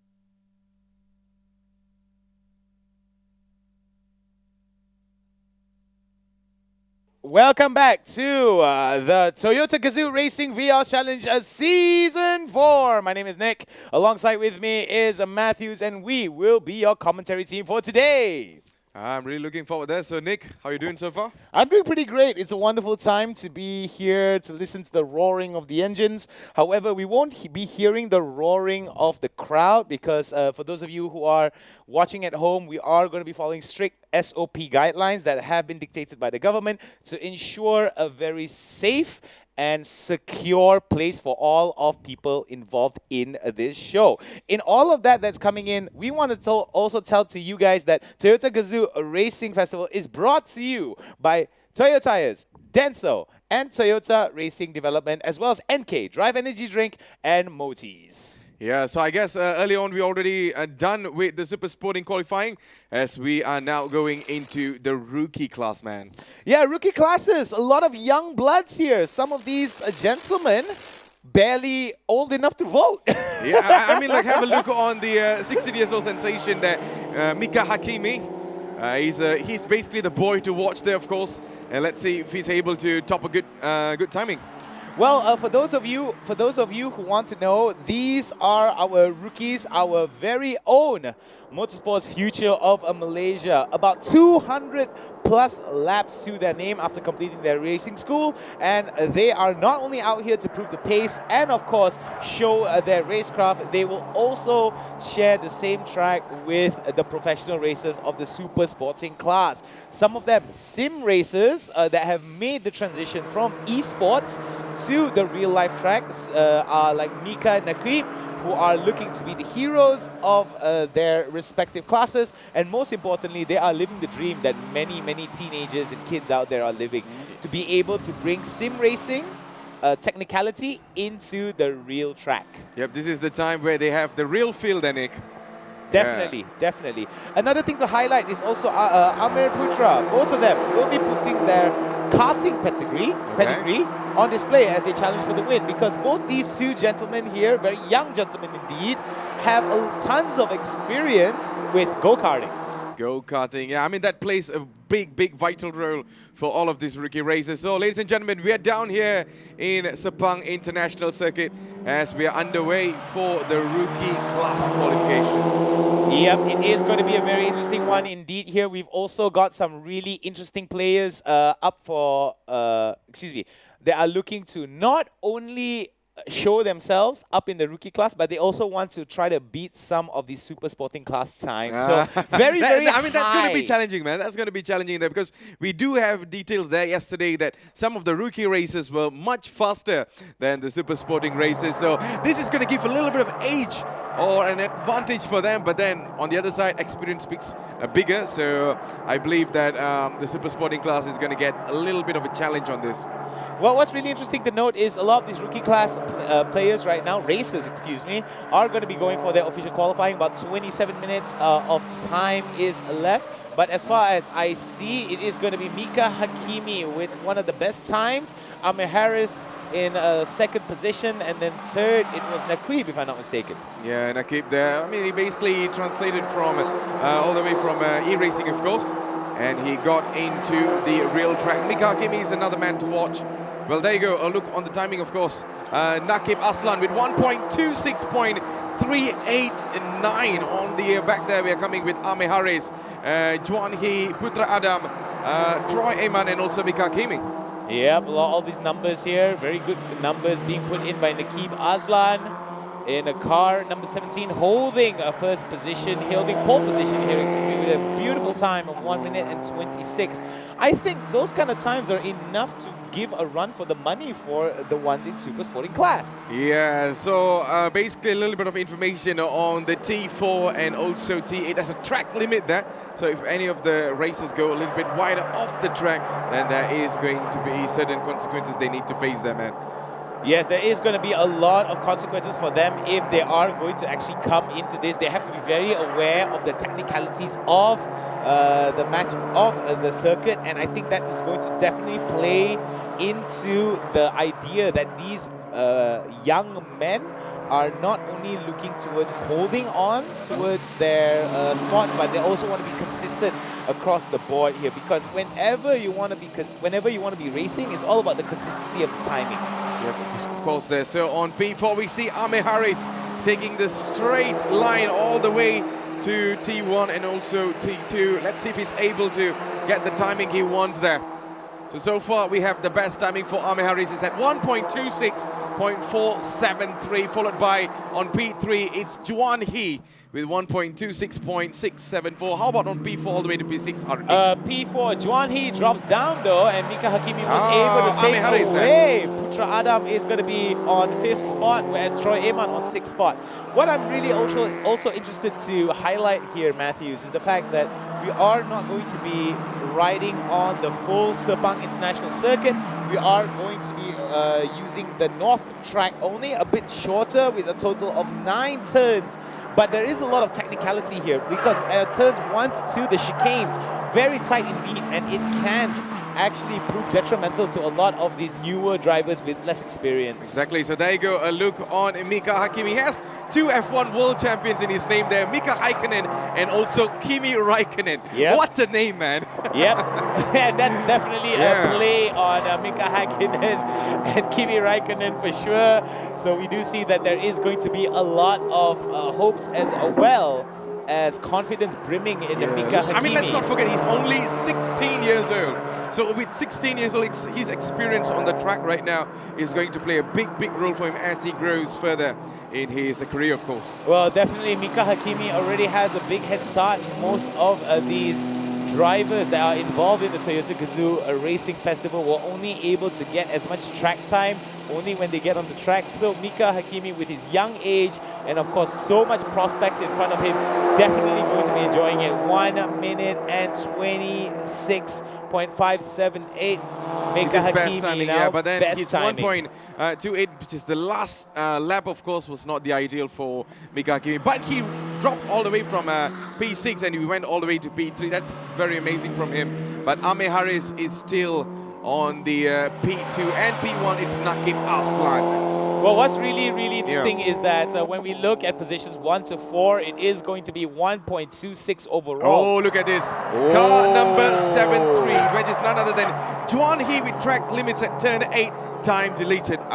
He need to reset his time again. Yeah, a little bit of pressure there going to come towards him, but it will be a fresh start. He still has about 20 plus minutes left into this qualifying round. So this could be an opportunity for him to come back into the race. So despite the fact that it may have been one of his best efforts, he does have a fresh start. So hopefully he will be able to adjust that accordingly as he comes out from the final few chicanes. Yeah, so there you go. The man with the deleted time, of course, number 73. His best timing, of course, we do at 1.26.917. Juan He, as he is on to P4 lately there. All right, so it's going to be Nakib Aslan, Amir Harris on Sector 1, whereas Mika Hakimi is still on Sector 2. So I'm pretty interested to see how he's going to be arranging his time here. Very different in terms of positions 5 and 6, 127, whereas it is going to be 126 from positions 1 to 4. So I do believe that there is going to be a few changes here that needs to be done by Putra Adam as well as Troy Eman. Maybe they need to attack some of these chicanes a little bit faster, or maybe they need to actually fix up their braking times and their speeds coming out of some of those chicanes. Yeah, so on the number 27, Troy Eman, we had a look on him earlier on as he is basically on the bottom of the table so far. He's on P6 with 1.27.456. Not the best so far, but he still has time to bring it all the way to the top. Yeah, very interesting indeed. Juan He is still relatively in the middle of the pack here, fighting it out against Mika Hakimi. Both of them changing positions to and fro for these past few laps, for these past few qualifying laps. With about 20 minutes left on the clock, we do see that these times are slowly getting better. But we do see for Nakib Aslan slowly improving his, slowly trying to improve his time here. Could be an opportunity for him. Oh yeah, he went on.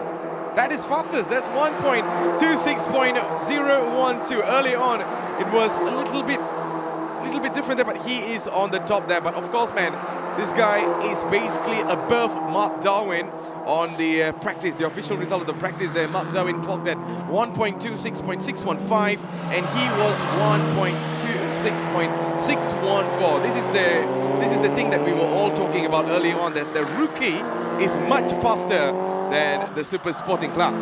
Well, when we look at it, right, when we see that Naqib Azlan as well as Amir Harris are actually on the first and second spot, right, I do think that this actually plays into the fact that Naqib does have quite a bit of hours put into the simulator to be able to get this technical, to be able to get the best times that he has.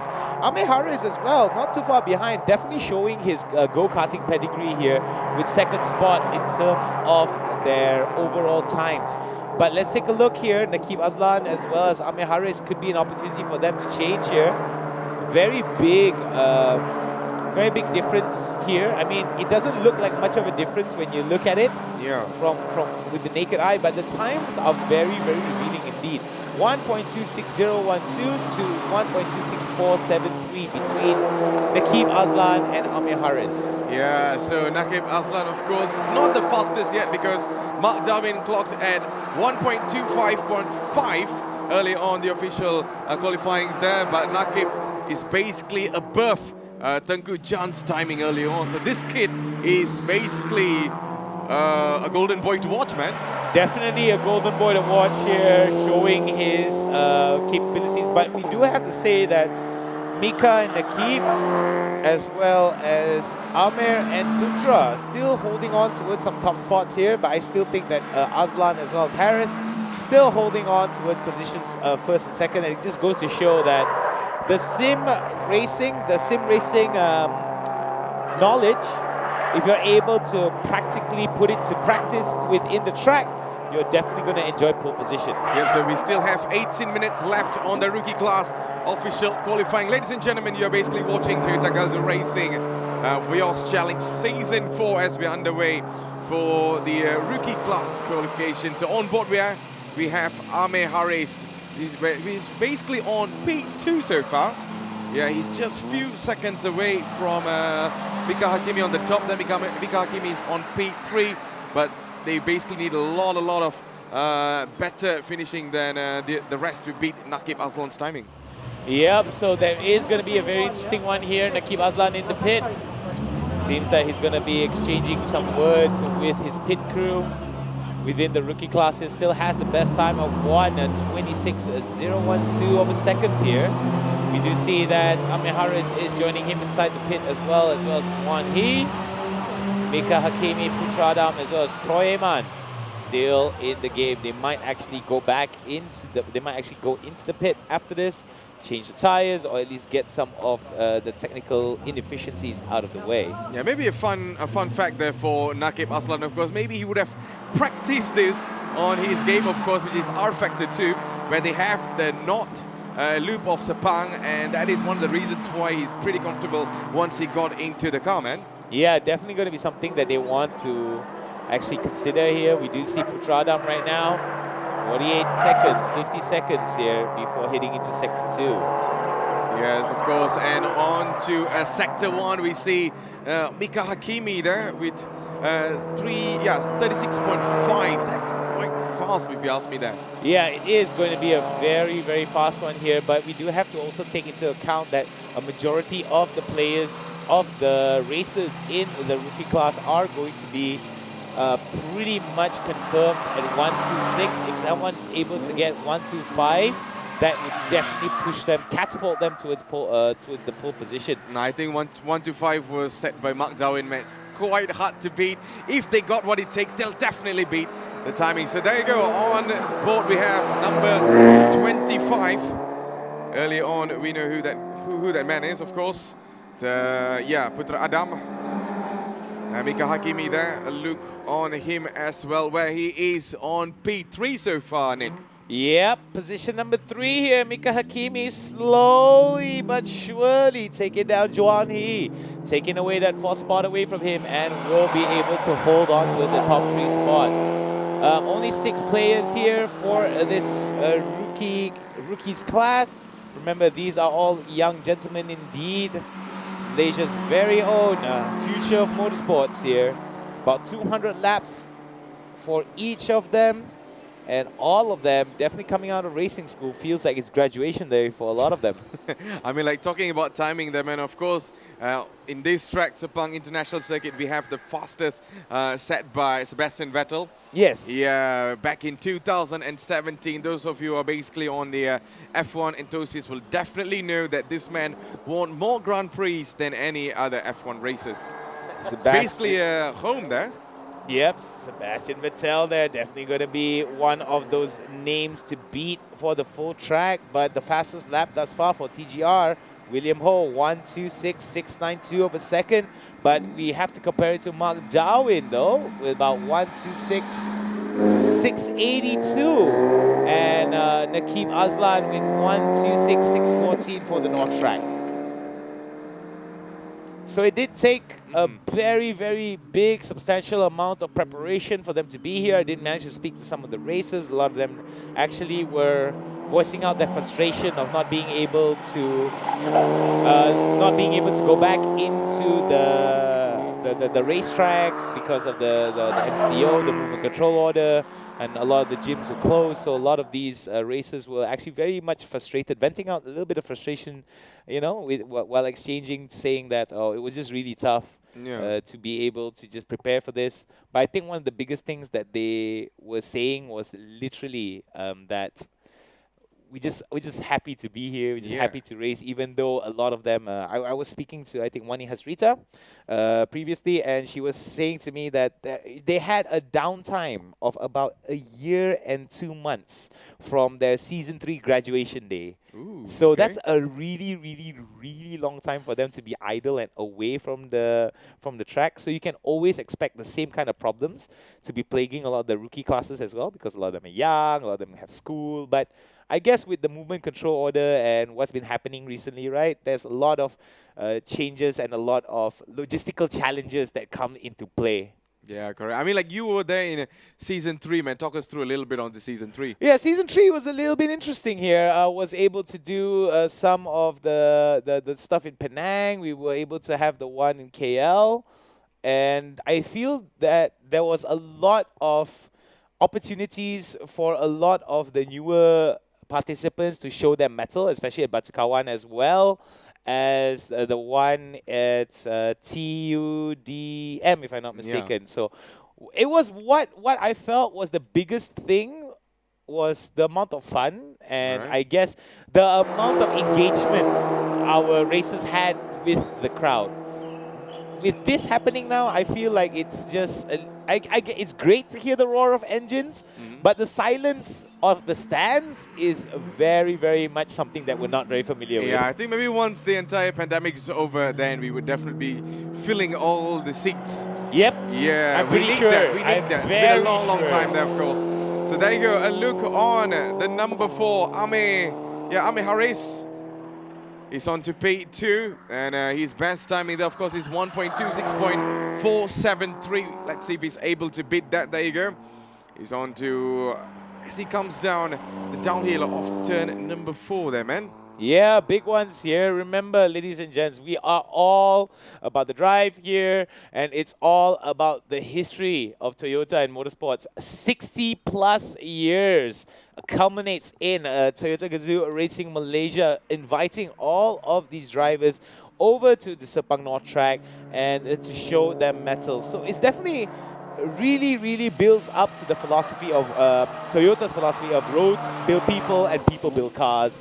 So we do see that even the Toyota master driver and president Akio Toyoda takes on all the roads and cars on his own. So there's a lot of when you imagine someone that's a president of a major big corporation, something like Toyota, you'd expect him to have very little time. Yeah. But he actually takes it to himself to be able to explore a lot of these roads, to actually have a more hands-on approach. So that's something that shows with as well the Toyota Gazoo Racing Festival that the philosophy of roads build people and people build cars definitely is the biggest message that we're trying to send to people at home. Exactly. So as it stands on P1, we see Nakib Aslan, and on P2, Ame Haris, P3, Mika Hakimi, P4, Juan Hee, P5, Putra Adam, and P6, Troy Ayman. And a little bit on the inside about Nakib Aslan is that he has a better Sector 2, man, which is clocked at 49 seconds, if I'm not mistaken there. Wow. Yeah, that is the fast. Yeah, that is fast. Very, very fast indeed here. We do see that an overall section time here for section 1 is 36 seconds.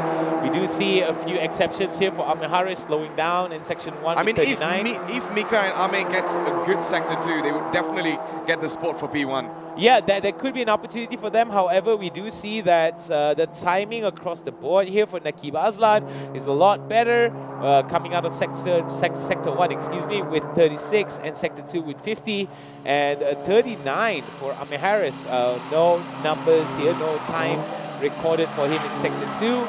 But we do see it is going to be the 36 and 50 second mark is the time to beat here that has been set by Nakib Aslan. Yeah, Nakib Aslan is the man to watch as he is still in P1 with the best Sector 2 timing so far. And that is one of the reasons why he's on the top there. Ame Haris is on P2. P3, Mika Hakimi trying to edge closer there. Trying to key on the brakes on Ame Haris there, man. Yeah, like we said, Ame Haris definitely going to feel a little bit of that pressure here. Want to try to chase after Nakib Aslan. But it seems that there is going to be a bit of a problem here for Ame Haris. Slow down a bit coming out that chicane. Rather interesting to see how that is going to be working out for him. A little bit of grass for car number 73, Juan Hee. So there you go. We still have 9 minutes left on this rookie class official qualifyings, and so far as it stands, Nakib Aslan is in P1. Juan Hee is on to P4. Man, he climbed up. A lot of people have climbed up here, but we do see that its overall time is still going to be held very, very well by Nakib Aslan. Oh, Troy Ayman there, getting a little bit of a bump on his rear wheel. Lifted it up just slightly as he's moving forward. We do see that he is going to try his level best here in car number 27 to score up higher. But overall, we do see that Troy Ayman with 127 is going to be holding the bottom of the ladder. Yep, so talking about Troy Ayman there, he's on to P6. Not yet much of an improvement by this kid there, of course, but he still has quite a decent Sector 1, just right behind Putra Adam, of course. But if he's able to get his Sector 2 right, then definitely he has a chance to climb the ladder. Yeah, definitely. I do think that a lot of these times here are definitely being ruined by the fact that Sector 1, they have like a very terrible time here, but for Sector 2, across the board, we do see that it is rather the same across the way. Juan Hee now with a total time of 1:26.878. You know what's the interesting part here is that all these rookies are basically using the older cars. So with these older cars, they are able to put a really competitive timing, and that shows that they're going to give a little bit of a challenge against the super sporting class, of course. So I feel like this is going to be something very challenging for the super sporting class because, you know, this is going to be a worrying thing for them. Yep. If they are able to do something special with old cars, then imagine what they're able to do with this more once on the race there. Well, I just want to say this, right? For those of you who are getting excited about Toyota and the brand itself, Toyota Gazoo Racing is also making its entry into the MCS with the GR Vios Sprint Cup, as well as the S1K SP2 class GR Vios Enduro Cup. So don't think this is the end for Toyota here at the Toyota Gazoo Racing Festival. You're going to be hearing a lot from Gazoo Racing in the months to come here. 6 minutes and 30 seconds on the clock, Matthews. What do you expect to see here in the final closing frames? Well, I just feel like Nakib Aslan is still going to remain on his P1 with the best timing, edging closer.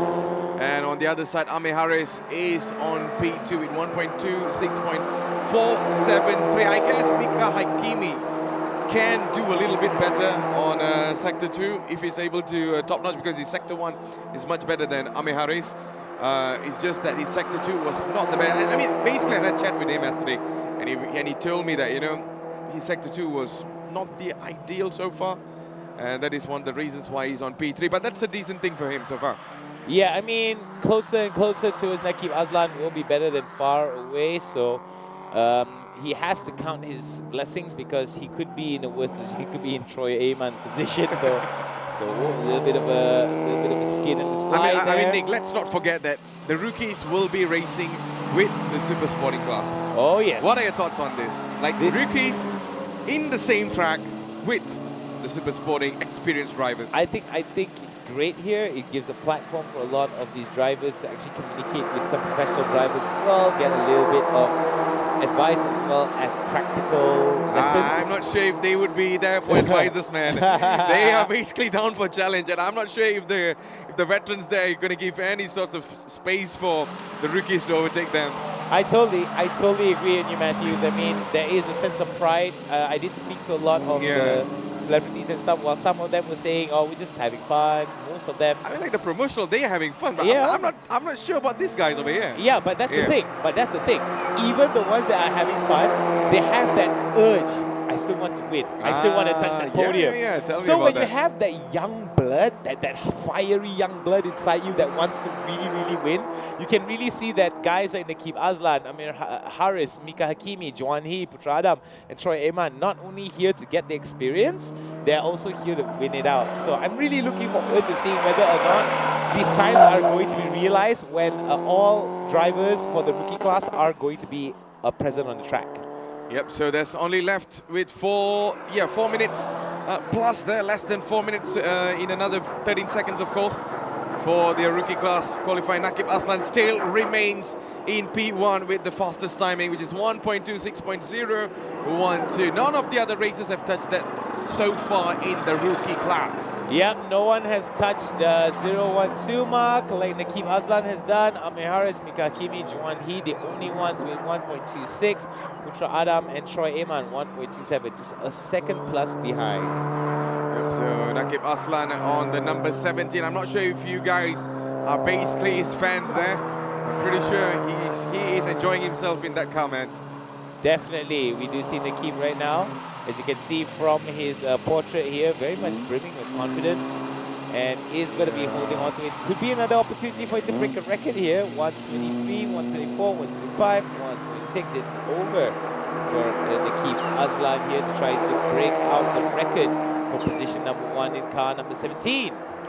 Yeah, so as we see, all the racers are down for the straight line, of course, as Amir Haris is on the back. So number 27, we have Troy Ayman being followed there by Putra Adam at the back.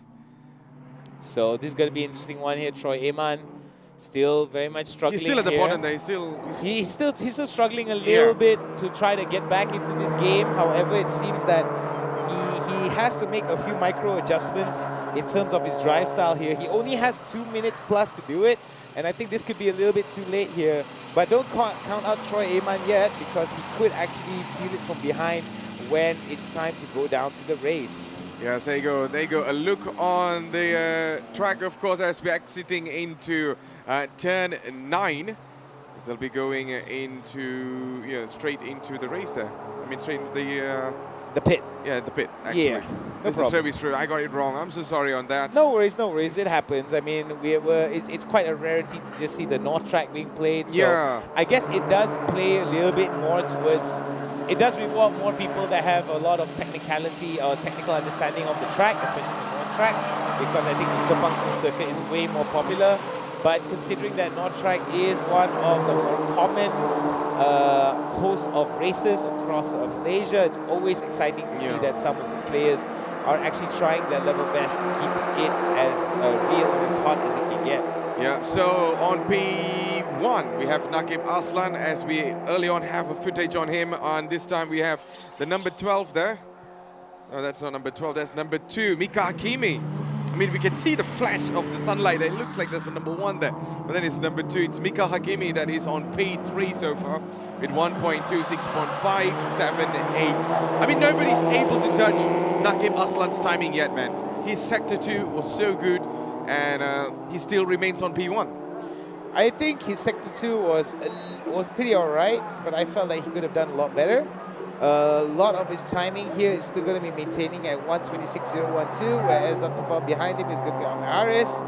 So like I said, it's all about a matter of the timing. It's all about a matter of when to thread that proverbial needle. Yeah, most probably this is the last lap for the racers to at least improve their timings, as we are less than 40 seconds away for the rookie class official qualifying. Ladies and gentlemen, this is the Toyota Gazoo Racing Vios Challenge Season 4. Yep, Season 4. We've had 3 seasons pass, and this is going to be the first season where we are going to be doing it in the middle of the pandemic. So if you guys are watching and wondering where the crowd is, you are the crowd. You are the ones watching at home. And do remember to click the like button on to Gazoo Racing. Stay updated with everything and anything related to TGR. Yes, I guess this is the last seconds there, man. It's gonna be over soon. Oh. I feel like if anyone's able to top something out, this is the moment. That sounds relatively disappointing here. Yeah, as they go into turn 1 and also turn 2, that this is one of the most ideal spots to overtake for many racers. I was having a chat on Victor earlier on. He says, you know, P1 and P2 is one of the most ideal spots to overtake, and all the way to P4 and P5. The exit part over here, which is for P4 and P8. There is a track limit. You need to be in the grid, or else your time is going to go off. There's the problem here with a lot of this, because when we look at it, the time can actually be removed here. Race director is very much in charge here. For those of you who are wondering how that's going to be working out, our race management and regulations are described according to the strict FIA rules and run under scrutiny of the Motorsport Association of Malaysia. So not only are we getting a real live race as we are witnessing it, we are also seeing that a lot of these rookies are going to be introduced towards rules and a little bit of caveats that could actually ruin their overall time here in the rookie class. Yep, so here comes Juan Yi. Let's see if he's able to set something special here. Oh, still not, we could not get the timing, of course, but then still Juan Yi makes it all the way to P2, man. But let's see if he's able to top other one's timing there. He's on 1.26.299, beating Ame Haris and also Mika Hakimi. Man, that's a turnover. That's a very big turnover. That's a turnover, man. That is what we're talking about. A huge turnover there for Juan Yi. As we said earlier on, this is the last moment for them to improve something. And Juan Yi did something special there. But let's wait for the official results, of course. As it stands so far, Nakib Aslan is still in P1. Yep, as we're going to be seeing it here, qualifying rounds has been done already. Half an hour have elapsed, and we are pretty excited to announce Nakib Aslan is going to be holding on to that pole position. Juan Yi, despite rounds and rounds and rounds of him being in the middle of the pack, was able to catapult himself higher. Yeah, that's the race director there. And Mika Hakimi, race director there, giving as much scrutiny as he can, making sure that the drivers follow all strict FIA rules, and most importantly, that safety is the #1 priority of our race drivers pertaining the races. Yeah, let's not forget that, man. This rookie race, the rookie class racing, is an exciting project because it gives platform for e-racers to get a feel and also experience the actual track. All right, so it's finished and done. The current time right now, 10:47. Half an hour elapsed already, as we can see. Nakib Aslan, the best lap, 126.012 for the rookie class. Definitely going to be enjoying that big spot here as they are going to get ready. So I've been told that there is going to be a bit of a difference here for the rookies. They are given more practice runs, right, before the start of the race, but only for the rookies only. And I feel that that's just going to give them a little bit of a warm-up here as they're going to be getting into grid positions. Yep, tell me about that. So I guess they're going to go in the same way again, Nick.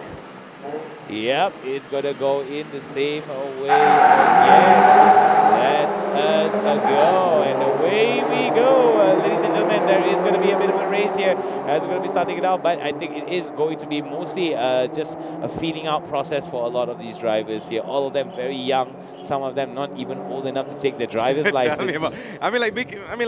Let's put on the fact that Mika Hakimi is only 16 years old. And that shows why he's on the track. Then, as earlier on, what Nick said, that he does not have a driving license yet, not the ideal age yet. But then, never mind, he's still on the track. Let's see his potentials, Devin. Yeah, a lot of potential here indeed, as they are going to be finished for this round. We do have another qualifying round that is going to be coming up later on, and that is going to be the promotional class that is coming up right after this. Yeah, I mean, many would have asked, why are they redoing it again? Because yesterday the rookies did not get the chance to have a practice, so this is the moment for them to get the practice. Yeah, I do believe that this is going to be a very, very good opportunity for them to just get familiar a little bit with the track, especially not the track that many people have been able to experience. Race director overlooking the action here as we are in the beautiful city of Sepang, Kuala Lumpur, Malaysia. It's sunny skies and warm weather here. Hopefully there won't be any rain pertaining towards the evening, although there was forecasted a heavy shower coming in towards later in the evening. So we do hope that our rookies will not have to face some of the hostility that the rain brings in terms of the terrain. Yeah, I mean, like, if we get an inboard view on Mika's car there, definitely we would see him wearing the helmet that was the blue stripe colors, which is inspired by Mika Häkkönen's winning years, of course. And that is one of the reasons why he's all inspired. He's just feeling like himself, like, I'm Mika Häkkönen now. Because his name stands there with Mika Hakimi. And, this kid has a lot of special things on his side. Definitely has a lot of special things on his mind here. A lot of very interesting, very strong future ahead of him. As we're going to be seeing race director now, giving the laps off here, and they are going to be starting it out. Another practice run for these gentlemen here as we head into the rookie segment of the show. Remember, ladies and gentlemen, all the times have been recorded already, and it is going to be within those spots. So we do see now that a lot of these drivers here are going to most likely just have a very easy practice run here, get familiar with the map, get familiar with the overall track. And I do think that a lot of these drivers as well can benefit with an extra practice lap. Yeah, of course. We are down here in Sepang International Circuit. This is the same track that hosted F1 from 1999 all the way to 2017. Unfortunately, no more F1s here after 2017. I got a little bit of information wrong there. I think few of the names that actually won many times here is basically Lewis Hamilton and also Michael Schumacher. I've seen all these legendary names, and so far Lewis Hamilton is still on the race, but sadly he's not in F1. Sadly he's not on Sepang F1 track anymore because there's no more F1 in Sepang. Well, even though F1 is but a gem of the past, we do have the gem of the Toyota Gazoo Racing Festival talking right about here. that, we have a race here, man. Yeah, and that's definitely going to be something that is going to be very, very much highlighted here.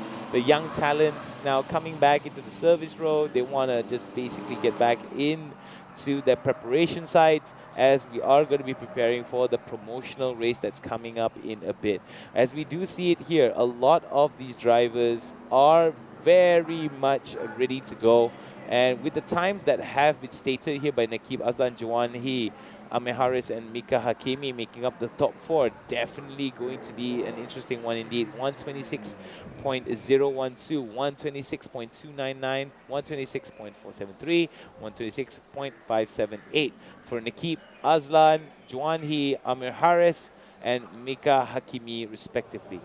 I mean, like you were earlier talking about Nakib Azlan, but man, I just feel like, he went up against many top contenders in e-racing. He learned the craft there. He knows what he's doing. And when you put him on the racetrack this time, he shows his potential there. That is one of the reasons why he is on the top. He's basically bringing that simulation world into the real racing experience. All right, so for those of you guys who don't know, we are going to have our pit exit open at 10:55 to 11:25. We are going to be having our promotional class coming up very, very soon. However, let's take a look at some of those results here because these are our rookie racers and their positions for the race that's coming tomorrow. Yeah, so on P1, we see Nakib Aslan with 1.26.012, Juan Ye on P2 with 1.26.299, P3 Ame Haris, P4 Mika Hakimi, Putra Adam on P5, Troy Ayman on P6. That was an exceptional start there by Juan He with that last lap he got there, and immediately jumped from P4, P5, not mistaken, that went all the way to P2, beating Ame Haris and also Mika Hakimi's timing. Yeah, it's a lot of stuff to actually cover. So we do have quite a bit to talk about. But however, we are going to take a short little break. We are going to most likely throw it to the host and to maybe get a little bit of the behind the scenes stuff. Sure. For those of you guys, we are going to be back with some promotional races that's coming up. Follow your favorite celebrities here at Toyota Gazoo Racing Festival. See you in a bit.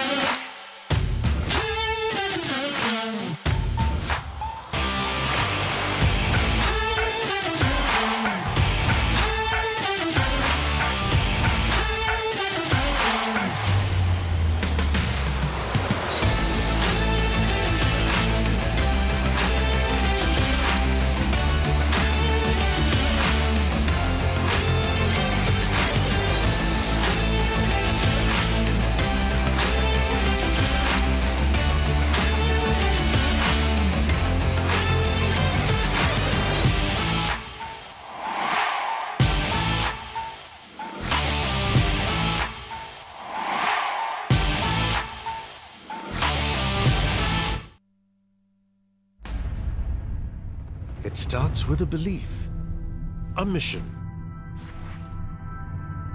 a desire to rise through every challenge with our sight aimed at the sky.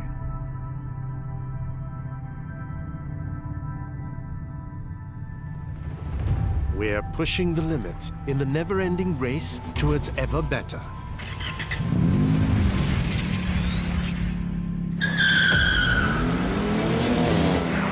Every lap is a discovery of what it takes to accelerate our capabilities. And we're not slowing down.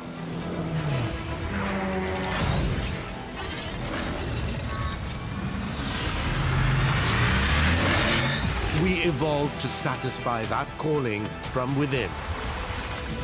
To get the adrenaline racing.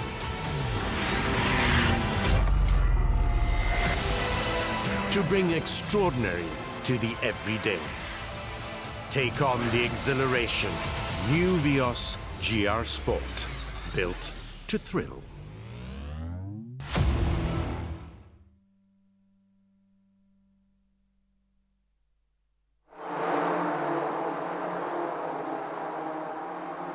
All right, ladies and gentlemen, welcome back to Toyota Gazoo Racing Season 4. We have already been through 2 qualifying sessions here for the Super Sporting class and also for the Rookie class. Now this time, we're going to be bringing all stars here on the track because we're going to be going through our Promotional class qualifying session.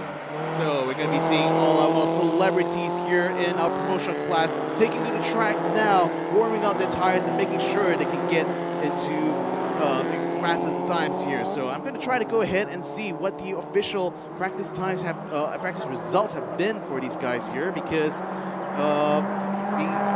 promotional class, of course, they had a chance yesterday as well to practice together with the big boys, and this time around it's going to be up to them to try to do the qualifying.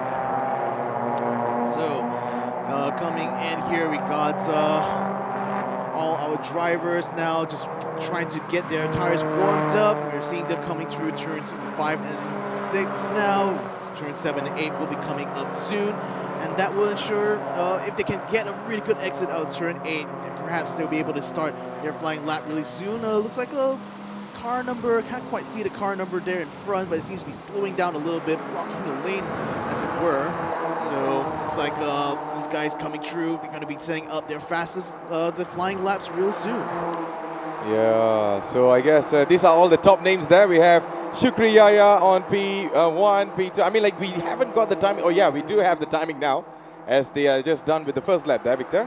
Yeah, so we are seeing Shuki Yahya, Nabil Ahmad, Zizan Razak, Ahiruddin, Jana Nick, Nabila Razali, Talita Tan, Wani Hasrita, Akio Takayama, and Kai Bahar. Those are your 10 drivers in the promotional class, sporting all new Vios GRs, and they are ready to race here, ready to try to set their fastest time. So we still got 25 minutes left on the clock here for official qualifying for this promotional class, and I can't wait to see what sort of lap time these all-star drivers will be able to bring. Yeah, so seperti kita nampak dalam on screen ya. So on P1 kita nampak Shukri Yaya, dan di P2 kita nampak Nabil Ahmad, dan di P3 kita nampak Zizan. Tapi seperti biasa Shukri Yaya berada di posisi 1 dengan 1.29.271. Satu timing yang cukup menarik ya, Victor. Yeah, I just really want to see whether or not these guys will be able to string together two good sectors back to back, because sometimes they'll be able to get a fast sector 1, sometimes they'll get a faster sector 2, but then to get both sectors done well here, it's going to be a big challenge here for some of these drivers to be able to do. So far we're seeing Shukri Yahya has set the fastest, that is actually Talita Tan has set the fastest sector 1 time, a 37.8 respectable time here, but currently that puts her very much in contention for the lead, as she's now bumped up to P2 now, having set a 52.8. Jatuh dah. Jatuh dia. Ya, jatuh. Talita jatuh ke bawah nampaknya. Dan berada di P3 Akio Takayama seperti biasa di P2 Shukri. Oh, nampaknya P2 telah dicuri oleh Kai Bahar. Di manakah peminat Kai Bahar? Adakah dalam stream? Berikan sokongan anda untuk semua selebriti-selebriti ini, sebab kita berada di Promotional Official Qualifying untuk Toyota Gazoo Racing Vios Challenge Season 4. Shukri Yahya berada di posisi 1, dan di posisi 2 kita nampak Kai Bahar. Di posisi 3 kita nampak Akio Takayama, Talita Tan. Kalau ada peminat Talita Tan tu, beliau berada di posisi 4. Nabila Razali berada di posisi 5, dan posisi 6 kita ada host yang sangat menarik, iaitu Nabil Ahmad dan Zizan Razak di posisi 7, Jana Nick di posisi 8, Ahiruddin di posisi 9, dan Wani Hasrita di season 3 dengan sangat-sangat satu prestasi yang cukup menarik, berada di tangga akhir ya, Victor. Macam mana tu? Well, I mean, on the board though, it's really, given that this is still the early times of qualifying here, I'm expecting to see that they will be able to improve it as time goes on. We're right now watching Kai Bahar as he continues on his lap here. It looks like he's set up pretty well for a flying lap. I think that's a little bit over the limits there, Kai Bahar. So as you know, Kai, he is quite well known as a comedian, off stage and off stage, but when it comes to on the track here, he is as serious as a racer than anyone else, and he knows that he has a really good chance of setting up a good time here, because having already taken P2 on a board, just maybe only about a second off of Shukri Yahya, certainly he's setting himself up to be best of the rest so far, but with his time so far of a 1:30.1, that actually puts him about a 10th of a second ahead of Akio Takayama, who, as I just mentioned, his name has just come across the line, setting even faster time now, setting a 1:30.2, and that puts him up into P2 just behind Shukri Yahya. Ya, nampaknya di Facebook ramai peminat Kai Bahar ya. Kita nampak sokongan-sokongan yang menarik daripada Kai Bahar, penyokong Kai Bahar sebenarnya. So kita tunggu dan lihat apakah prestasi daripada Kai Bahar. Berikan sokongan anda di dalam Facebook. Kita ada 1.1k view. Kita tunggu dan lihat apa yang akan jadi dalam official qualifying ni. So seperti biasa, on P1 kita nampak Shukri Yahya. Nampaknya Ahirin berada di P2, Victor. Prestasi yang sangat menarik daripada beliau, terus melompat ke tangga 2 daripada bawah sebenarnya, dan Zizan Razak pun terus melompat ke P3. Nabila Razali daripada P6 terus ke P4 nampaknya, dan Akio Takayama jatuh daripada P2, atau tak silap saya P2 atau P3 terus ke P5. Nabil Ahmad pun cuba, nampaknya Nabil Ahmad terus ke P5 ya, Victor. Yeah, so we are, I mean, we are hearing Ahiruddin setting a really good Sector 1 here, a 38.0 flat, a Sector 2 time of 51, and certainly improved her time a lot, putting herself up in the 129s, the only driver of the top 8 so far to be able to do so. Still doesn't quite hold a candle to Shuki Yahya, but again, he is like half a second ahead of most of the, actually 1 whole second ahead of the entire field here, so he's literally in a class of his own.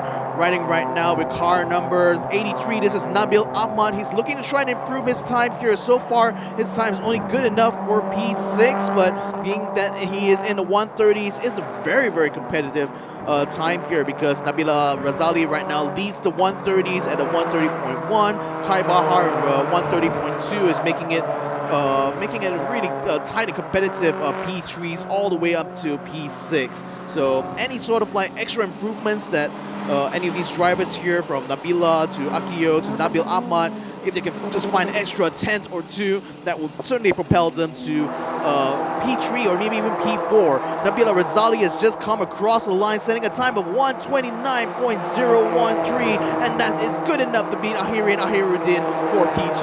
Ya, terbaik daripada Nabila Razali. Peluang kedua terus ke posisi kedua nampaknya daripada Nabila Razali. Terbaik so far dan berada di tangga kedua. Syukri Yahya seperti biasa berada di tangga 1. Kai Bahar, di manakah beliau di tangga ke-7.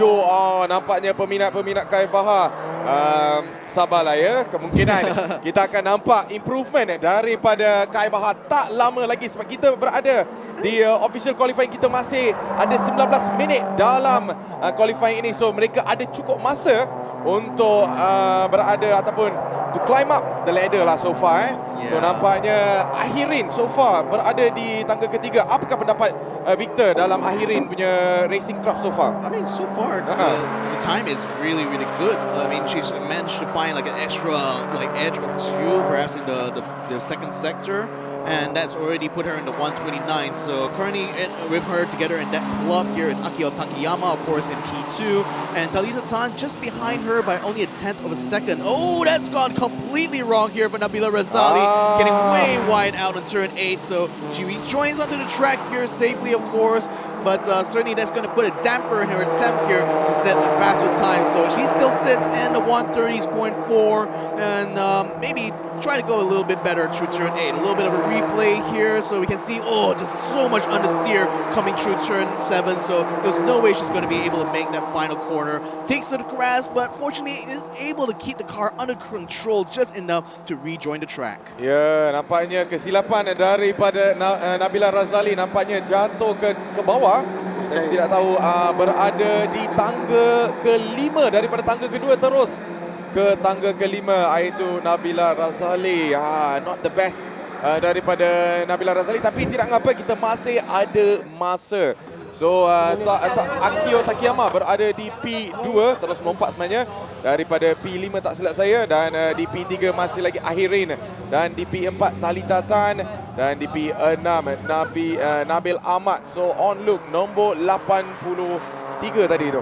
Dan inilah kesukaran yang driver-driver ini akan menghadapi dalam race dalam North Loop Sepang ini, because this is literally just half the track, right? And given that the new turn 7 and 8 are like much closer, it's actually throwing off like a lot of the drivers here, as you can see. So I expect even veteran drivers at Sepang may find the North Loop a little bit confusing, especially coming out for turn 6. Suddenly now you got to turn in, going into the service road. So we can see that already catching out a few drivers. We saw it caught out William Ho earlier on during the Super Sport qualifying, and he also caught out Nabila Razali. But again, these drivers, they're really trying to push the limit here in order to find a good exit on turn 8, because when you get a good exit speed coming out of the final corner, you have a long main straight here to just make full use of, to reach a top speed of 180 kilometers per hour before having to brake for the first turn. So now we are watching a car now coming out to his turn 1. This is car number 83, I believe. Yes. Okay, that's car number 8 here for Wani Harzuita. Right now she is in P10, is looking to try to improve on her time. So far she's sitting about 2.4 seconds behind Shukri Yahya, but again, if she is able to gain a second or two, that would certainly put her up in either P8 or P7. Maybe she could even go for broke and try to enter into the 130s here. So she still has plenty of time to try to find that grip. You know, there's still 16 minutes and 30 seconds left in this official qualifying. So plenty of opportunities still left here in this qualifying for these drivers to increase their best laps. So Jana Nick now currently sitting at a 130.4, certainly one in the most competitive bracket here, I would say, for this qualifying session. You know, going from P3 all the way down towards P6. So Jana Nick now, she is looking to try to improve her time, and if she could just find a way to break into the 129, she could perhaps upgrade herself a couple positions. Look at it, very, very much getting a lot of understeer, very much getting it wrong on turn 8, so looks like that will not be a fast lap this time around. Should be coming across the line. Will she be able to at least improve her time? That's a 132.4 here for Jana Nick as she comes across the control line, not quite improving her time there, so she stays in P9. Ya, so nampaknya Jana Nick yang kita nampak tadi, dan kali ni kita nampak on board. Kalau tak silap saya, kita tak nampak nombor di situ ni. Nombor 18 itu Jana Nick. Ya, betul. Jana Nick berada di tangga. Kita tak nampak. Alright, Jana Nick berada di tangga ke-9. Alright, so kita pun ada juga racer-racer yang lain berada dalam race ni. Anda sedang menonton Toyota Gazoo Racing untuk Vios Challenge Season 4, dan kita berada di promotional qualifying antara semua artis-artis yang anda minat. Kalau anda ada siapa-siapa yang minat ni, terus berikan sokongan anda sebab kita sedang menonton di dalam Facebook ni, dan kalau ada apa-apa yang komen-komen menarik, kita kemungkinan akan baca. So far kita nampak on Akio Takayama yang berada di tangga kedua nampaknya. So that is Akio Takayama yang kereta nombor 1 ya, Victor. Yeah, number 1 here. Akio Takayama, the head of the motorsports division here in UNW Toyota, a former racing car driver himself. He certainly wants to bring the challenge here to our promotional class drivers here. Being a very experienced hand behind the wheel, you know that he's going to be racing these racers real hard come race time. Akio Takayama now taking a really good exit out of turn 8. Could this be on for a good time here? He's going to be coming across the control line really soon, and it's a 130.4. Not quite enough here to improve on his times, but given that he's already set a 129.2, he still sits very comfortably in P2. Ya, so Syukriaya masih berada di P1 nampaknya. So nombor 37 kita nampak Ahiruddin yang berada di tangga ketiga. Itulah beliau. Nampaknya satu prestasi yang cukup menarik daripada beliau, berada di tangga ketiga. Just right behind Akio Takayama sebenarnya. Dan Syukriaya berada di posisi 1, dan belakang Ahirin kita ada Talita Tan. It's basically on the timing lah ya, Victor. Yeah, on timing, which is she's just one position behind. Dan di P5 kita nampak Zizan Razak Kaibaha. Di P6 Ahiruddin yang kita nampak on board kali ni. Any changes there, Victor? This is going to be interesting because Talita Tan, I think that's Zizan Razak actually getting up behind car number 37, Ahiruddin. So she's actually giving a little bit of a tow here to him. So he's going to use that to his advantage here to gain a little bit of more speed at the end of the straight. And that perhaps will be able to give him a much better Sector 1 time. So Zizan Razak now in the car number 15 just coming through turn 1. It's very important for them to be able to get a really good line here through turn 1 and 2, especially on a qualifying like this, because, you know, after that is this sweeping long turn number 3 where they have to go full throttle in order to gain maximum speed before inevitably having to brake for T1. So Zizan Razak still following very closely behind Ahiruddin, who will be braking now for T4. And this is a very critical place on the track to get right, especially come race day. Zizan Razak going so wide in order to attack turn 4 of a very, very sharp angle there. So very well done to get a lot of momentum. He's certainly catching up here to Ahiruddin, and actually catches a bit of a tow, I think, coming through turn 5. Now the question though is he going to be able to make the landing stick, because he's actually closing it so close. He's getting so close now to Ahirin Harudin as he continues on his flying lap again. They don't have the race positions, but Zizan Raza is making sure that he will be able to grab that toe off of Ahirin Harudin. But let's see what their lap times will be. Now coming across the control line is both Azizan and Harudin.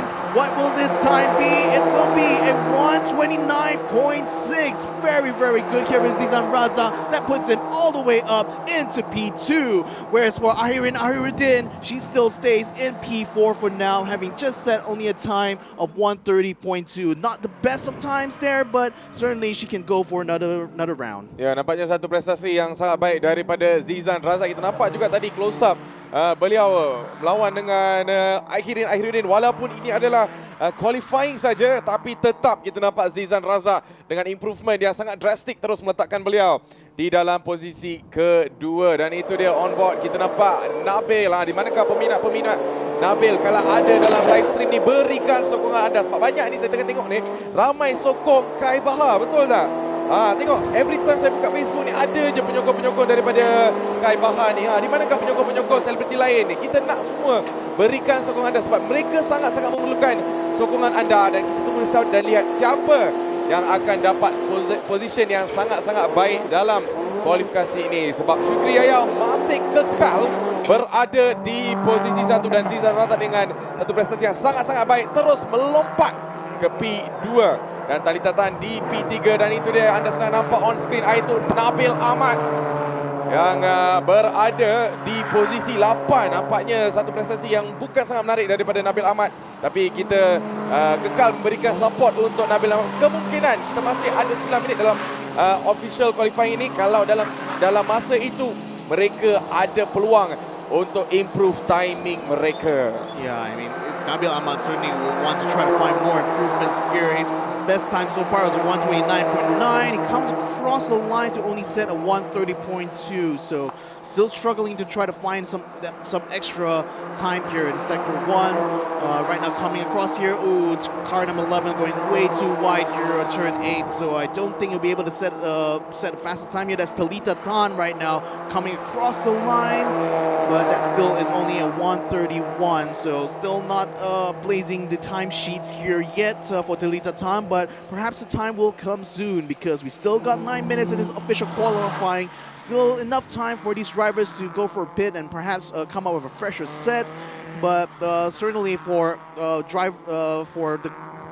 person who is currently holding provisional pole, Shukri Yahya, well, I can say that he's probably just sitting and relaxing in his car right now because I mean, he already has the better timing there, man. Yeah, he's 7/10 clear of Zizan Razak, so I mean, he could still try to go out and get a little bit more extra times on the board here, but really it's just to try to set a good pace here for race when it comes to race time, because that's going to be later on this afternoon.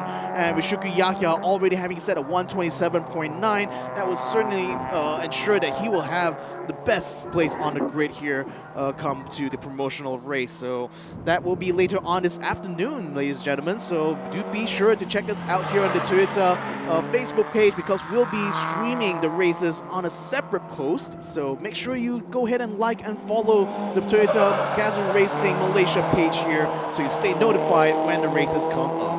So nampaknya ada yang kata yang mereka tak reti pasal bab racing ni tapi tetap memberikan sokongan untuk Kai. Tak apa guys, berikan sokongan anda sebab semua racer-racer ni memerlukan sokongan anda ni. Kalau tak ada sokongan macam mana dia nak race ni? Berikan sokongan-sokongan terpadulah, the best that you can give dalam ruangan komen ni. Kita nak tengok siapa yang ada banyak penyokong ni sebab so far saya banyak nampak Kai Bahar, tapi nampaknya prestasi Kai Bahar tidak beberapa the best lah so far sebab beliau berada di posisi ke-6. Ada juga kita nampak improvement tadi, tapi kita nampak Zizan Raza berada di posisi 2. Syukri Yahya seperti biasa sudah ada di satu posisi yang sangat-sangat comfortable seperti Victor mengatakan tadi. Dan di posisi 2 kita nampak Zizan Raza, dan posisi 3 Talita Tan. Tadi ada kat posisi 4 terus melompat ke P3. Memintas Akio Takiyama yang berada di P3 tadi tapi terus jatuh ke P4. So ini dia on screen kita nampak Kai Bahar yang berada di kereta nombor 94. Inilah peminat-peminat korang. Mana peminat-peminat Kai Bahar? Itu dia, kita dah tunjuk dah kat skrin. Berikan sokongan anda kalau boleh. Dan kita masih ada 6 minit lebih untuk dalam official qualifying ini untuk promotional race. Kita tunggu dan lihat siapa yang akan dapat timing yang terbaik, sebab so far Syukri Yaya berada di hadapan. Tak ada siapa yang dekati time Syukri Yaya yang berada di 1.27.908. Yang lain semua 1.28 dan ke atas. Yang 27 ni hanya seorang je, iaitu Syukri Yaya. Kalau ada peminat Syukri Yaya tu, berikanlah sokongan anda. Yeah, I want to see you guys tag and hashtag your favorite celebrities here for this promotional class. Give them all the support they can get because there's 6 minutes left in official qualifying. Not a lot of time left here for them to get the best laps in, but certainly not for lack of trying. Now we're riding along with cars number 11 and 8. That's going to be Talita Tan and Jananik, respectively. Shukri Yahya is hitting the track now in car number 24, so it looks like he wants to get some extra running time as this qualifying comes to close. Can he actually improve his time?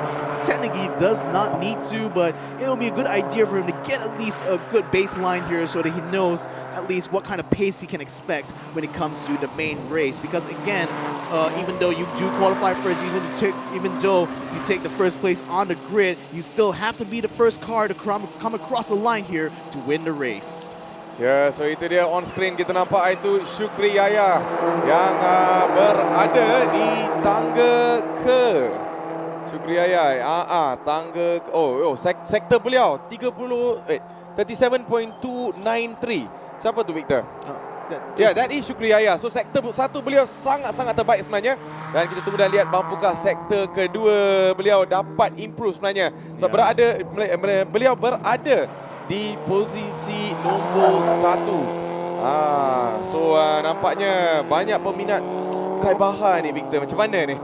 Macam mana ni? Ramai peminat. Tak ada ke peminat-peminat Wani Hasrita ke Talita Tan ke?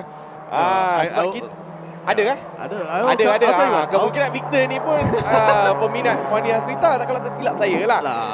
Tapi tak apa, kita fokus kepada official qualifying kita ni. Itu dia, baru tengah cerita pasal Wani Hasrita terus keluar beliau. Itu dia, kereta nombor 10. Nombor 10 tak silap saya, bukan? Tak. Nombor 8 sebenarnya, sorry. Nombor 8 iaitu Wani Hasrita. Beliau berada di tangga ke-10. Tak apa. Kita masih ada 4 minit lagi, Victor. Kalau Wani Hasrita nak improve timing beliau, I think this is the moment lah. Yeah, this is the moment. This is the last chance for her to, improve her time. So her target right now is just gain an extra 3/10. That's going to be enough to get her up into P9 and to beat Nabil Ahmad to do that. But 129.9, that's literally Nabil Ahmad being the gatekeeper into the 129 territories, and Wani Hasrita is just that close enough to be able to just touch it. So in the meantime though, I think for Shukri Yahya, he has just set a 128. So while it's not quite under the 127s like he did in his pole lap, it is certainly competitive enough with Zizan Razak. So I think Zizan is definitely going to have his work cut out for him come to the race later on, because given that his times with Shukri Yahya seems to be about level, it means that these two may be likely trading places a little bit, but Shukri, if he can just continue to dominate Sector 1 here on this northern loop, he could be set to take a good win here in race 1. So kita masih lagi berkurang dalam 3 minit sahaja dalam official qualifying untuk promotional race, dan Syukri Yahya masih berada di posisi yang sangat-sangat comfortable untuk beliau, dan Wani Hasrita belum lagi kita nampak improvement daripada beliau. Nabil Ahmad pun telah jatuh terus ke P9. Jananik berada di P8, dan itu dia Nabila Razali yang berkereta 92, nombor 92 to be exact sebenarnya. Dan kita tunggu dan lihat apakah timing beliau. 129 nampaknya hampir-hampir ya. Hampir-hampir Victor. Kita nampak improvement daripada Nabila Razali, tapi bukanlah improvement dari segi timing, improvement dari segi bolehlah dikatakan keluaran daripada sektor 2. Tapi tidak mengapa. Kita tunggu dan melihat apa yang akan jadi dalam 2 minit lagi, sebab semua racer ni ada masa untuk improve ni. So kita nampak on screen 83, itu siapa tu? Ya, 83. Nabil Ahmad. Yes, Nabil Ahmad. What do you think so far about Nabil Ahmad's improvement? I mean, he still needs to find some extra time, I think, because being 1.9 Earlier he was in the mid-table and then he jatuh. He jatuh because everyone else has been improving, but he's just been staying in his usual spot. So I think he still needs to try to find a better lap coming around here. So I think definitely he would have the potential to go a lot faster than that, I feel. So in any case, Shukri Yahya and Zizan Razak decided to call it a day now for this qualifying. They're both going into the pits now. Nabil Ahmad has just set a really good time here to put himself up into 128.9. That's exactly what I want to see from this man. He climbed the mountain, man. Yeah, from P9 all the way up to P3. That could be a podium position here if he can keep this pace up. So that puts him about 1 point, not even 1 point, but it's about 0.3 of a second ahead of Talita Tan. So very, very good time here for Nabil Ahmad. That's certainly setting the leaderboards on fire. I mean, baru kita tengah cerita pasal Nabil Ahmad. Sebab saya baru tanya dekat Victor ni, apakah improvement daripada Nabil Ahmad? Pop, improvement dia terus ke tangga 3, guys. Itu sama macam mendaki Gunung Everest. Sama seperti Nabil Ahmad tu. Itu dia. So, nombor 83 tu. Kereta nombor 83 itu Nabil Ahmad. Itu dia. Beliau berada di tangga ketiga. Zizan Razak terus ke tangga 2. Shukri Yahya sangat comfortable di hadapan dengan timing beliau itu 1.27.908. Belum lagi kita nampak anyone that touch that timing yet, Victor. Yeah, I mean, Zizan Razak is the only one that's closest enough to Shukri Yahya's time, but it's still 0.7 seconds off of that in his fastest time. Coming into the pits now is car number 18, Jana Nick. She's going to be calling in the day here. P9, that's going to be respectable enough. That makes her quite a bit faster than Wani Hasrita at the moment. But I think Wani is still on track at the moment, so she still has a chance to try to snatch away P9. We'll just have to wait and see, because qualifying now is officially closing here. The cars that are still on track can still go out for a fastest lap, but I think it's unfortunately for car number 15 here, Zizan Razak. I don't know if he's going to be able to set another flying lap here, but the checkered flag is out, so that officially signals the end of qualifying here. Let's see what the final results are. So Zizan Razak comes across the line to take provisional P2 at the moment, but Akio Takayama, it seems like he's starting to improve his time as well. He set a 128.7, but it's not fast enough to take away P2, so Akio takes P3. So coming across the line very soon will be Kai Bahar. Ahirin Ahiruddin has already come across the line along with Nabila Razali. Kai Bahar now should be coming through the line, finishes, but still only stays in the 130.6. His fastest time, 129.5, is enough for P7. That puts him right between Ahirin Ahiruddin and Nabila Razali. So some more cars still coming across the line here. Let's see who they are. So that's car number 1, Akio Takayama, coming across the line. Is he going to be able to improve his time? It's still going to be P3 for Akiyama. He doesn't, Akio Takayama, he still wasn't able to beat his own time of 128.7, but still the result is good enough for P3. Nabil Ahmad now coming across the line here, sets a 130.0, but the time of 128.9 from earlier in the session secures her P4. Ya, betul. So nampaknya kita pun sudah berada di penghujung untuk promotional race. Promotional official qualifying. Minta maaf. Dan anda sedang menyaksikan Toyota Gazoo Racing Vios Challenge Season 4. Dan kita berada di promotional official qualifying. Kita dah nampak dah selebriti-selebriti yang anda sangat gemari berada di track. Dan mereka semua pun sudah habis dengan qualifying mereka. So nampaknya kita dah ada official result dia, betul? Victor? I think the official results will be released by race control after the qualifying is officially done. But for now, I think Shukri Yahya and Zizan Raza pretty much are going to be secured in that P1 and 2 respectively. Akio Takayama is still showing that this old dog is still ready to race here. I hope he doesn't take too much offense to that. But really, much love to Akio Takayama, because coming behind the wheel here, he's really the benchmark that all these drivers here in the promotional promotional class are trying to beat. And the fact that he is still on P3 shows that this old dog might have some new tricks to show these promotional class drivers here later on in the race. Yep, Akio Takayama yang baru saja kita sedang bincang. So kalau ada peminat-peminat daripada selebriti yang anda sangat gemari, berikan sokongan anda sebab sebelum race ni start, Victor, ramai yang tanya bila nak promotional race ni start, bila qualifying promotional start, bila celebrity race. Kita dah ada dah semua ni sekarang ni.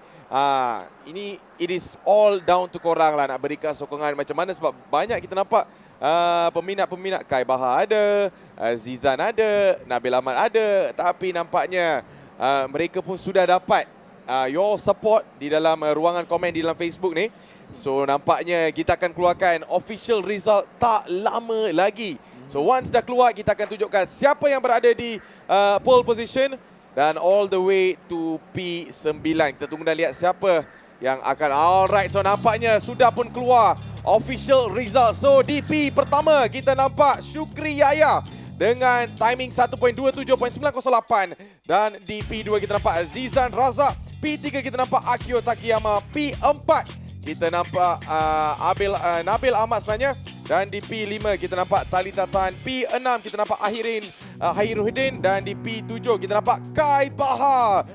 Peminat-peminat Kai Bahar sabarlah ya sebab banyak peminat-peminat daripada Kai Bahar memberikan sokongan tapi beliau berada di P7, P8 bersama dengan Nabila Razali dan di P9 kita nampak Jananik dan terakhir kali kita nampak Wani Hasrita yang berada di P10. So nampaknya satu timing yang sangat-sangat menarik daripada semua selebriti-selebriti ni. Syukri Yahya dengan satu timing yang sangat comfortable, iaitu 1.27.908. Macam mana tu Victor dengan official result daripada qualifying untuk promotional ni? I think for Syukri Yahya and Zizan Razak, this is probably the best they could hope for. I mean, not only have they beat a veteran behind the wheel in Akio Takayama, they are heads and shoulders above the rest of the grid here. Now, to be fair though, for Nabil Ahmad, Talita Tan and Hairudin, I think their lap time difference is just close enough here that I feel that race day is going to be super competitive between these drivers here, and that's definitely going to be a highlight to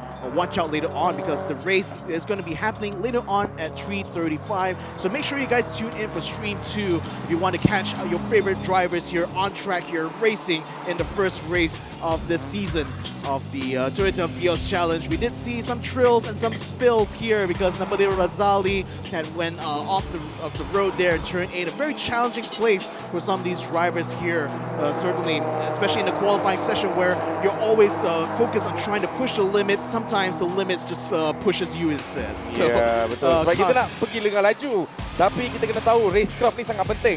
And also how you control the car is also plays a big vital role bila berada di dalam kereta. Semua racer-racer ni taklah nak katakan sangat-sangat experience, tapi mereka tunjukkan potensi mereka dalam racetrack ni dan kita pun sudah tahu ada yang betul-betul berpotensi seperti Syukri Yahya dengan timing yang sangat-sangat baik sebenarnya bersama dengan Zizan Razak dan tapi nak dikatakan Victor, kita nampak yang potensi yang terlalu tinggi ni berada dengan Syukri Yahya, Zizan Razak dan juga Akio Takayama. Yeah, I think the potential for the win literally stays in the hands of the three of these drivers here. But let's not forget that Nabil Ahmad is only like 3/10 away from the qualifying time in Akio Takayama. If she's able to at least have a good consistent pace like in the 129s and 30s, I think she could be certain to finish best of the rest here, or maybe even try to challenge Akio for a podium. I know that Akio certainly will welcome a challenge for the podium here, especially in a race like this. Yeah, so itu dia. Kita nampak Akio Takayama, baru saja kita sedang bincang pasal beliau dan kita pun nampak dah highlight untuk Akio Takayama dan di kereta nombor 37 Aito Ahirin dan bersama beliau di belakang Aito Zizan Razak. Nampaknya terkeluar sikit di situ nampaknya Victor. Yeah, it does look like he went quite wide there, but I think the track limit is enforced on the exit. So maybe technically that might be allowed, but it seemed like it may not even be a lap that was timed here because the lap that he did set that was in I think lap 11. So this was somewhere in the middle of the session. So I guess like certain infractions like that, the lap time will still be deleted. But again, the drivers still have the opportunity to go out and continue setting more laps. So at least for Zizan Razak's case there, that at least he's experimenting. He's like trying to test where the limits are as far as overtaking is concerned, because turn 4 is a very critical place for drivers to get right. A mistake in there opens you up for attack in sector 2, and that's what these drivers don't want, especially leading up to this main straight here. Yeah, so on screen anda nampak iaitu Zizan Razak dan di nombor 24 iaitu Syukri Yahya yang baru saja kita nampak dalam highlight berada di tangga pertama. So nampaknya we will be going for a short break here, Victor. Yep. Alright. So once kita dah kembali balik, kita akan membawa semua aksi-aksi yang berada di Sepang International Circuit. Jangan ke mana-mana, we'll be back.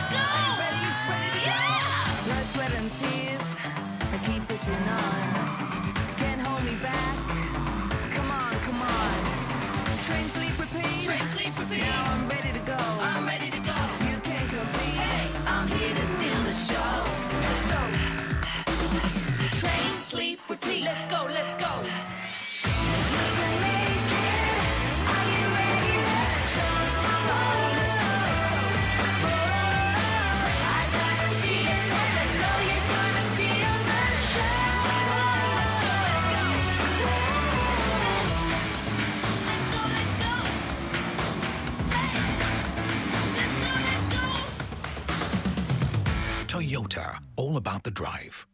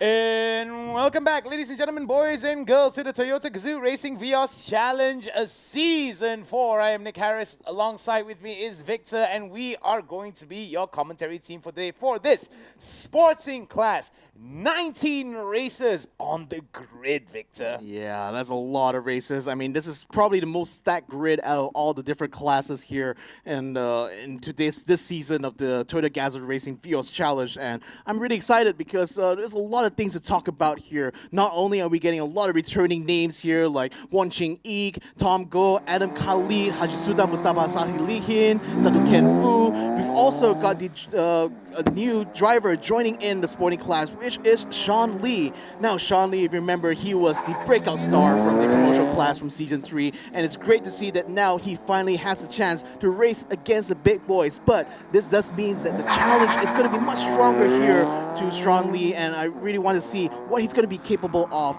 in this qualifying session. In all honesty, it seems that Sean Lee was basically ahead of his league for the promotional class. So bumping him up to the sporting class will definitely be a very accommodating spot for him and his skills, considering that the the level of skill between him as well as the rest of the promotional class is very much evident.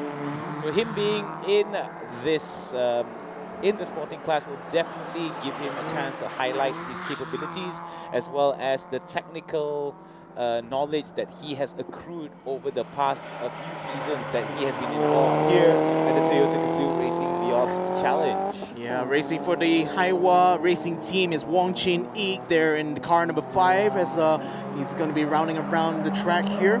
Coming through towards turns 4 here, it's car number 71.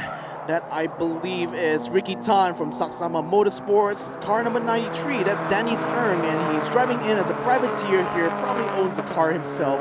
But the Vios is certainly a car that you can actually own and actually race in a track like this. Again, all these Vios cars, they are running exactly the same spec. They are the exact same horsepower, the exact same weight here. And this means that the racing is going to be super competitive. The only thing that will separate these drivers is literally their skills.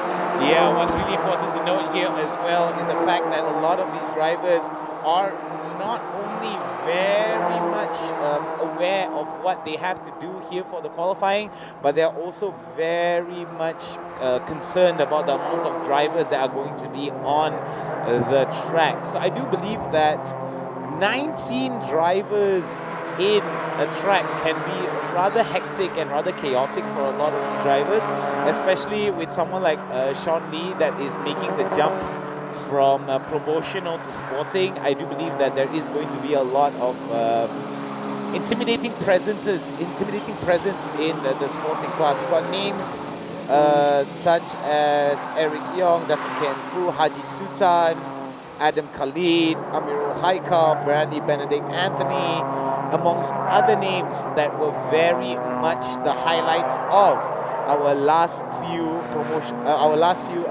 sporting class. And here's a little bit of you guys here. Aside from it being the biggest starting grid with 19 races, Hayden Haikal, the previous champion, now promoted towards the super sporting class. So the champion for the sporting class, the title of champion for the sporting class is still up for grabs. And I believe that's going to be something very, very, very much that all of our drivers are going to be fighting for. And yeah, it definitely is. I mean, it's going to be the ultimate validation, especially for some of these drivers that have been, racing for years and just seeking to find that result to really put them together with some of the legends in Malaysia's motorsport scene. And certainly one of the people that's certainly looking to do that is Bradley Benedict and Adam Khalid, who right now are on top of the board there, with Adam Khalid already sitting at 127.2. Mirza Shami Mazlan now coming across turn 8 there. He's getting a little bit of a toe off of Eric Yong there on car number 9, and he will be coming across the line here. It doesn't look like he'll be setting it ablaze though, at 131.5, so certainly he's just hoping to use his toe here at least to get a good speed here on the main straight and hopefully be able to set a fast lap come later on during his flying lap. Mirza Shami though in car number 97 will continue his run. Car number 77, that is Kenneth Cole right now from Panglima City Racing Team. Certainly looking to try to improve his time. Currently at 128.1 is good enough for around P4 or 5, but will he be able to improve on that? Might be the next lap though, because 130.1 is not going to be enough to get into the top 10 at all. Look at how competitive these timings are. The vast majority of drivers now are in the 128s. For the most part, those who are still running the 130s are just looking to find the right optimal temperature for the tires. But once it hits, it will hit really hard. These street tires though, you cannot really underestimate them, because given that these are these are provided here by Toyo Tires, and making sure that these cars get quite a lot of grip for these drivers to work with here. In fact, if the drivers do get to heat the tires up to their optimal temperature, that will actually put them, give them about 5 laps of optimal grip to use during the race, and certainly that would be an extra toolkit, I would say, for them to add into their toolbox when it comes to race strategy. Well, what's really important here to note is the fact that with Hayden Haikal out from the sporting class and moved up to the super sporting class, names such as Bradley Benedict Anthony, Haji Sultan, Mustafa Salihin, and Kenneth Cole are going to be the ones to watch out for. However, Sean Lee as well may actually be another name to watch out for. However, looking at the times that we have been able to accrue, Adam Khalid, Bradley Benedict Anthony, Haji Sultan and Eric Yong right now with a time of 1:27 across the board. Yeah, like 127 here, it's being held by 3 people really. So those top 3 probably will try to compete again to see who will be able to stay up on top. But let me tell you what, given the fact they were separated by mere tenths of a second, means that just an extra boost here or there is going to certainly tip the balance in their favor. Now we're going to be riding here in car number 93, Danny Seung, driving as a privateer in this race. Has a little bit of damage there, I see, on the left-hand door. Hopefully that would not affect his aerodynamics too much. It doesn't seem to have bothered him too much though, because that last lap was a 1:27.9, a respectable time here for him. Oh, looks like things are going a little bit wrong here. Shamugan, just barely keeps under control. Almost lost it there and almost looked like he was headed towards the barriers coming out of turn 8. But car number 69 still stayed true, still stayed on the black stuff. And Shan Muganathan is still ready to go for another run. Shan Muganathan there almost averting disaster. Let's take a look at that replay there. It takes a little bit too much of that chicane. Had to steer it out, but look at that amount of correction there. Luckily enough, was able to recover really, really well for Shan Muganathan. Yeah, that was definitely a hair-raising moment there, because it looked like the car was headed towards the inside barrier, but Sean managed to redirect the car's momentum just in time to stay on the road, stay on the grippier part of the track, so to speak. So well done there, but he's definitely going to be looking to try to improve his time, because as of right now, he still sits in P17, 2.3 seconds off of the current provisional pole holder. So certainly a lot more time can be found in this session. He just has to look for it even harder.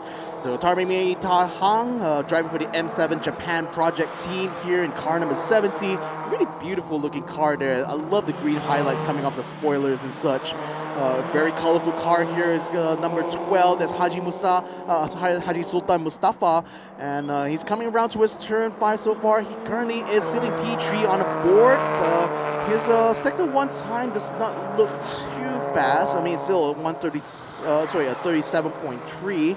But here's hoping a good sector 2 here is going to be able to tip the balance in his favor.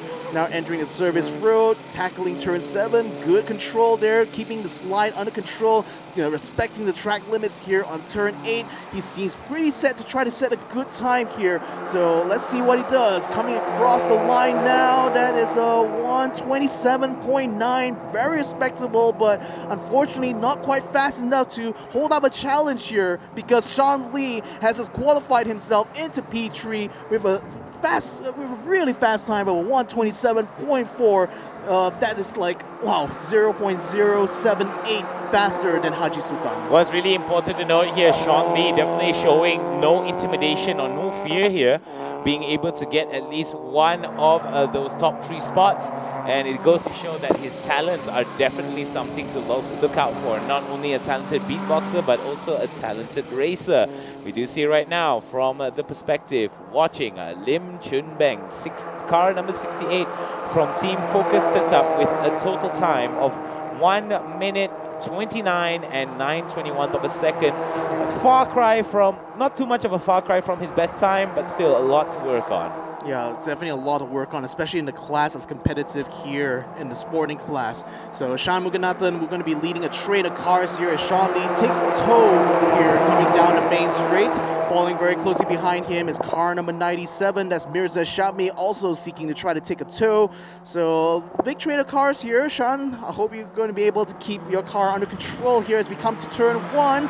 And looks like Sean Lee is really keeping the pressure going, despite the fact that they are on a time timed run. So Sean hugging the inside very closely. Sean Lee making sure that he gets a good exit out of turn 2. Like Sean is going to move out of the way there, and that's going to allow Sean Lee to try to try to get around him from the outside. The thing is that it's going to be an uphill climb here going up towards turn 4. It looks like Sean moves all the way towards the outside, gives space, and Mirza Shami finds himself in front of Sean Lee. So Sean's still looking to try to take advantage of a toe here during this qualifying session. Coming towards turn 4 now. Seems like Sean Lee is just not taking it that aggressively, at least compared to Mirza Shami, who seems to be on a roll as of this point. Very, very interesting indeed to see Mirza Shami Mazan, car number 97 from Elezo Motorsport here. 1 minute and 10 seconds in already. A total time of 1 minute 27 and 800 of a second here. Going to go on towards the final few turns into that long straight before he's able to solidify his time. We do see that Adam Khalid still holding out on the outlap here for 1:27.244 of a second. And we do see Bradley Benedict Anthony is not too far behind from Crestmax Motorsport, Adam Khalid, as well as Dream Chaser, respectively. Bradley Benedict Anthony very much looking towards keeping those top 3 spots here very much in control. I think the target here for Sean Lee is really clear because, you know, Mirza is one of the prodigy drivers here in the sporting class, and certainly one of the people to beat here in this class. So Sean Lee knows that if he can just at least set a really good pace against Mirza, that was why he was kind of like following him, I think, during the race. You can kind of like get a sense of like how fast your opponent is, you know, just by following them and observing their lines, observing the way, the style that they drive in. These are all important information that Sean Lee needs to collect before it comes to the race, because he knows that if he can finish ahead of Mirza Shami, that is a really going to be a strong showing from Sean in his first debut race in the sporting class. Yeah, so we do see that for the sporting class, it is very important to note that a lot of these names here are names that we have been very much familiar with since season 1. And considering that the experiences that have been shared by these gentlemen in the sporting class, it is rather apparent to note that names such as Adam Khalid, Bradley Benedict Anthony, and Haji Sultan Mustafa, as well as Mirza Shami and Tarmimi Tahang, these few names are definitely the names that you normally see quite a bit on the podium as well as the top spots. But a new addition, Sean Lee, definitely showing his mettle here in his car, mainly because of his... I think amongst all of the races thus far, Sean Lee definitely has shown quite a bit of consistent potential across the board. But looking at the sporting class, we have to wait and see how he's going to do towards the race. However, we do see that Adam Khalid as well as Bradley Benedict are still very much dominant into the top spot. Ever since Hayden Haikal has been moved up to super sporting class, it is going to give a lot of opportunities for someone like Adam Khalid, Bradley Benedict, or heck, even Sean Lee to be able to steal that podium away. Yeah, Eric Young has just improved his own best time, setting a 1:27.5. That's enough to put him ahead of Mirza Shami, so he's upgraded to P5. Just ahead of P4, Haji Sultan Mustafa Salihin. All he needs to do is just find an extra 0.2 of a second, and he could actually find himself within shooting range of that podium here. So well done there to Eric Young, who is racing as a privateer in the sporting class here. Now Kenneth Cordo, he's no privateer, he's racing for Panglima City Racing Team, and he looks to be on fire here. Currently P9 on the board, quite a respectable time here from him, I expect. But then with a 1:28.1, certainly extra time can be found as this qualifying session starts to come to a close. 14 minutes and 14 seconds still left on the clock. We're now watching Bradley Benedict as he rounds around turn 4, and it's going to be entering turns 5 and 6. Look at him just making sure he gets a lot of speed and control through turn 5. It's a very fast right-hand sweeping corner. Immediately switches to the left, and drivers who aren't able to adjust to that weight transition there can quickly find a car being very unbalanced. Then of course a very tricky narrow section here, the service road that serves as turn 7 and 8. Very important for him to get right, because with that good exit coming out here from Bradley Benedict, he's linking up with the traffic just in front of him, going to gain extra speed on the main straight. What's really important to note was yesterday and today we did talk a little bit to Bradley Benedict Anthony about how the MCO, or for those of you who are unaware, that the lockdown basically affected his training regime, and he said that he was greatly affected by it, mainly because of the logistical issues and a lot of the restrictions of access to his training facilities. So he was, not to say frustrated, he was rather, how to say, rise up to the challenge with all these Zoom training and things that were a little bit more different comparatively. So we do see that a lot of these drivers not only are fighting against each other, but fighting against themselves, because a lot of them did not have the proper opportunities to train to their fullest potential. So we do see that the changes, despite the changes, we do see names such as Adam Khalid, Bradley Benedict still holding on strong. But Eric Yong on 5th spot in car number 9 here, best lap thus far is going to be 1:27, thus 1:27.548. May actually be able to score a 1:28.113, getting closer and closer to his time, however, not close enough to get higher numbers. So you're going to be seeing a lot of this going on here. So what Eric Young just did is that he probably had made an arrangement with Clement Yo that, hey, I'll give you a tow so that you can give me a tow later on during the qualifying session. And it seems to work well for them because Eric Young now is in P5 here. Clement Yo is only a P6, but only about a 10th behind. And the two of them are just driving such similar lines here that they're basically guaranteeing themselves to be able to start in the top 10, and that's going to be very important because remember, during the race itself, only the top 10 finishers will actually receive points. So that's why it's so important for the drivers here to get a good qualifying on this session, because if you start in the top 10, the chance of you scoring a point in the race up to come is going to be pretty high. It is going to be pretty high indeed here. Spirits are definitely going to be on his highest spots as these drivers are looking towards not only scoring that ever left behind title. Here. Oh, but hold on. I see that Victor looking towards seeing a bit of a press here. Bradley Benedict has just set the fastest Sector 1 of the session now. 36.9 here, Sector 1 time. Can he link it together with a good Sector 2 here? Looks like that's going a little wide here for car 28, but Bradley Benedict is still chasing behind. Could potentially even get a little bit of a tow here as he comes across the line here. Adam Khalid comes across the set at 127.3, but Bradley Benedict comes through the line. What will he get?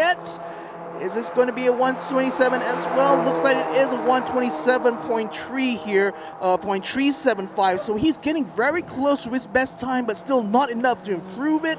But certainly with him still consistently setting some good times here, we're looking at a very competitive race here to the podium. We are looking at a very competitive race indeed. I do believe that for some of these drivers, it is all about consistency across the board, especially it is going to be the Baltic qualifier. And I do believe that for these drivers, it is all about that consistent amount of time that they put in. Thus far, it seems that Adam Khalid has been in the leads here for the best consistent time thus far, 127.244, compared to Bradley Benedict, 127.318. Sean Lee, not looking to rest on his laurels, seems to still be pushing out as much as he can here, 127.339, not too far off from Bradley Benedict Anthony. I think he needs to improve a little bit on his Sector 2 compared to his Sector 1. His Sector 1 is doing pretty alright for Sean Lee, but I think some adjustments for Sector 2 has got to be made, and it seems that he does make those adjustments on the fly. 50.161 for this sector, fastest lap around the sector thus far, held by Sean Lee. Yeah, that was a pretty respectable time there that he just set on that last lap, 128.1, about 3/10 off his personal best. But again, like basically a 3/10 kind of delta is not the best. Certainly can be improved a lot more if you can. But if you can, I tell you what, if you can actually get within a 10 or 2 of his best time and just maintain that during the race, that will certainly put him it's one of my favorites here to be on a podium this weekend, because certainly Sean has been putting in the work. He's been putting in a lot of time here to hone his craft. He's enjoying a lot of support, I expect, from Laser Motorsports. Right now, Mirza Shafmi Maslan is lighting these timing boards on fire here. He just set the fastest Sector 1 of the session at 36.8. I really want to see if he's going to be able to set a better one, because right now he's currently locked in a little bit of battle. Shawnee is going to move aside here as Mirza Shami slides his car through turn 6. They have got a break now for turn 7. He needs to nail this last exit right. It looks like he got it right on the line. Very well done there, Mirza Shami. Could potentially get a good one, but Sean Bunigam actually holding him back a little bit, but Mirza Shami still will be able to come across the line. Still doesn't quite improve his time, but I'll tell you what, that run there certainly had my heart racing there for just a minute. 1:27.339. His previous time there was 1:28, if I'm not mistaken. 1:29, excuse me. So we do see that there is going to be a little bit more of changes here, but thus far Mirza still holding on to with the best lap of Sector 1. Excuse me, best time for Sector 1, 36.829 is the time to beat, as well as... What's interesting to note is the reason why Sean Lee is higher. Oh, but wait a minute. We just saw he's just going to get another really good Sector 1. It seems that Sean Lee is definitely very consistent in Sector 1 in terms of his time, always being able to manage to push it off. But it seems that a few turns in Sector 2, he's not taking it as efficiently as he would like. And it's starting to get in the way of him trying to get that top podium spot away from Adam Khalid from Crestmax Motorsport. Yeah, and that goes to my point about how the Northern Loop setup can sometimes be a bit tricky even for veteran drivers on the circuit, because turn 7 and 8 you're used to basically coming out turn 5 and 6 to kind of like go for like a longer push on the throttle, get all the way up to the grandstands, and then brake for turn 7. But now the new turn 7 and 8 is much closer than it was in the original Grand Prix layout, and that throws off a lot of drivers, because now not only is turn 7 and 8 much more narrow than usual, but it's also much more difficult to navigate through because it's just that much narrower. So yeah, I think being able to adapt and being able to figure out how best to tackle those two tricky corners is vital for these guys to find a good time here. And it seems like drivers like Adam, like Bradley, and Sean Lee seems to have nailed it down pretty well so far, because that's why they're top 3 at the moment. Yep, so that is why we've seen it time and time again, that a lot of these drivers, they consistently put off really good times, and mostly is because of the, like how you said, the ease of not to say the ease of Sector 1, but the way that they were attacking Sector 1 has been very, very indicative of their understanding of how they want to improve overall. But let's take a look at our last time here, and it seems that coming in from Dennis Ng was able to score 128.189 from that last run, giving him the best time thus far. So if he's able to just shave off a little bit of time from that overall time, I'm pretty sure he will be able to catapult himself forward. We do see Amirul Haikal now exchanging positions between himself and Haziq Zairel. Dato Ken Fu, Wan Chin Egg, Lim Chun Bang, Tom God, Clement Yeo, Haji Sultan, Bradley Benedict, Adam Khalid still maintaining their positions thus far. Yeah, ladies and gentlemen, we've got 5 minutes left, the final qualifying session for today, and it is the sporting class. Right now, we're watching Mirza Shami go for another run. He got a really good toe of a Sean Lee that time, going a little bit wide through turn 1, but that's okay as long as he's going to be able to get a good exit and enter into turn 2, sliding his car a little bit there, making sure that he's getting a good run out there. A little bit of a smile for the cameras here, guys, because you're on the screen, you're on the stream here. So, car number 12, Haji Sultan Mustafa now currently trying to set a much better time there. Remember, he's only a 1/10 of a second off of the race, off of the provisional pole at the moment, so certainly he's very much a contender for the podium here as he tries to get a little bit close and personal here with car number 36. That's Amirul Haikal there from in the leading car. Haji Sultan Mustafa getting a really good and tight entry here through turn 8. Not quite exploring the limits of turn 8 there, but he still will be able to come across the line. What is his time? He is Song taking the lead. He's just taken provisional pole, a 127.0. Sensational stuff here from Haji Sultan Mustafa. Haji Sultan Mustafa, Salihin showing that consistency and stubbornness seems to be the running theme for him. Was able to climb up from positions 5 or 6, if I'm not mistaken, and immediately leapfrog ahead of Adam Khalid, Bradley Benedict Anthony, Sean Lee, Mirza Shami, and Eric Yong. So this is definitely something that Haji Sultan is definitely going to be enjoying. 127.049 shaved it off, but it seems that Adam Khalid as well as Bradley Benedict, they were able to score in their latest times, and it isn't that really impressive here. But look at this little bit of trivia, a little bit of numbers here for Adam Khalid as well as Bradley Benedict Anthony. Both of them identical times, 127, 490. The only difference is Bradley Benedict Anthony was behind by 1/10 of a second. That is just how little the margins are for error. That's not even 1/10 of a second. That's 1/1000th. 1/1000th of a second, exactly. So That's that's just insane looking at it.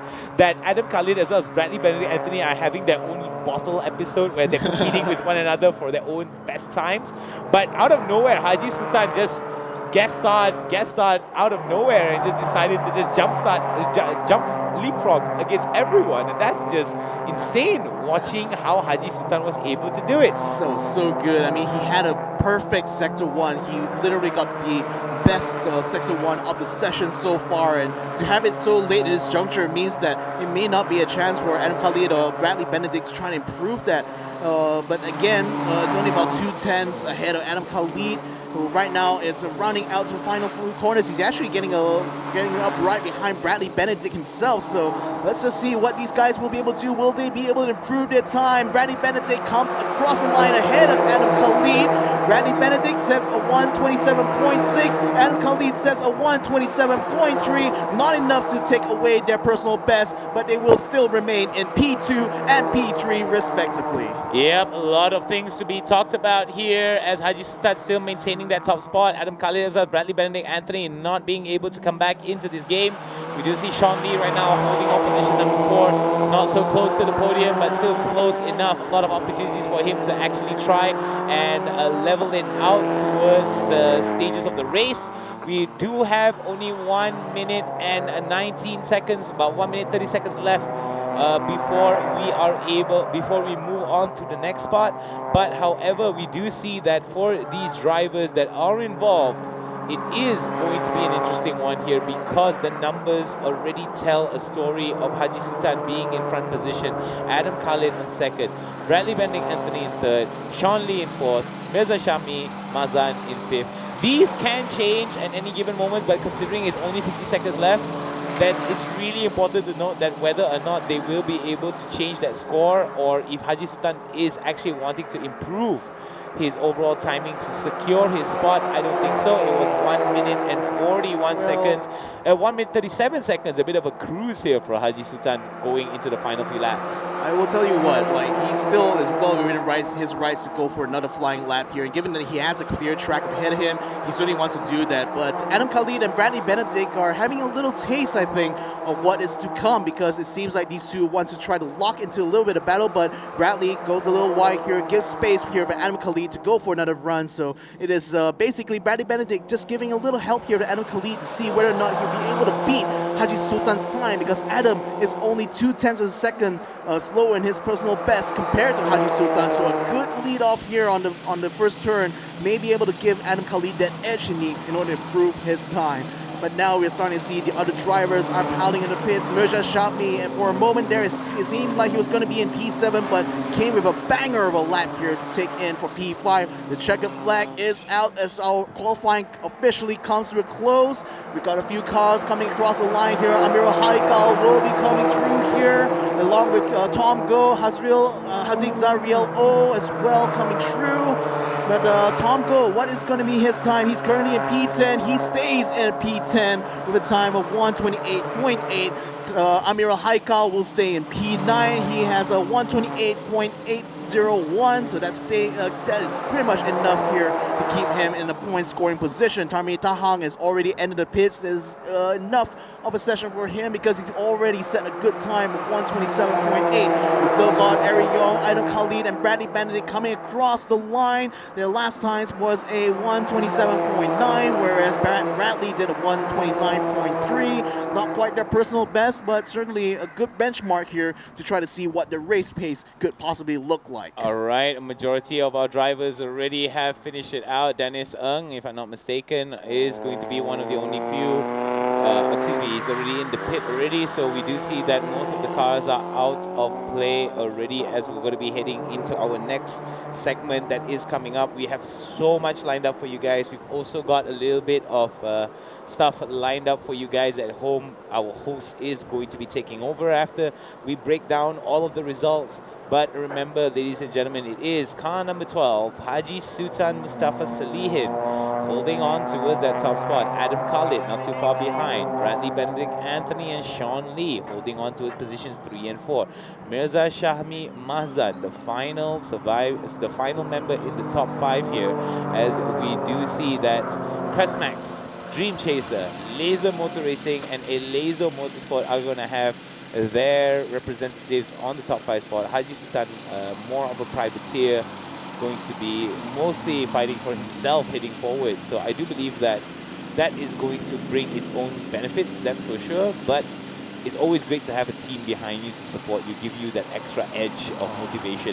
Yeah, I mean, for Sean Lee, I mean, it's such a shame that he got himself knocked out from the podium position here, but he still starts in the second row anyway, just behind Adam Khalid. So he's definitely having a front row seat for the experience, you know, racing in the sporting class, as it were. But certainly he's enjoying a lot of support that Laser Motor Racing. They're a really respected team here in the garage here, and he couldn't ask for a better team to race for here in the sporting class. So well done, Sean Lee. A very good showing here, taking P4 on his debut qualifying here in the sporting class. But really, the real story here is Haji Sultan Mustafa Salihin coming out of almost nowhere here to suddenly take pole position ahead of Adam Khalid in car number 28. So Adam Khalid now all smiles for him as he lines up for Park Ferme.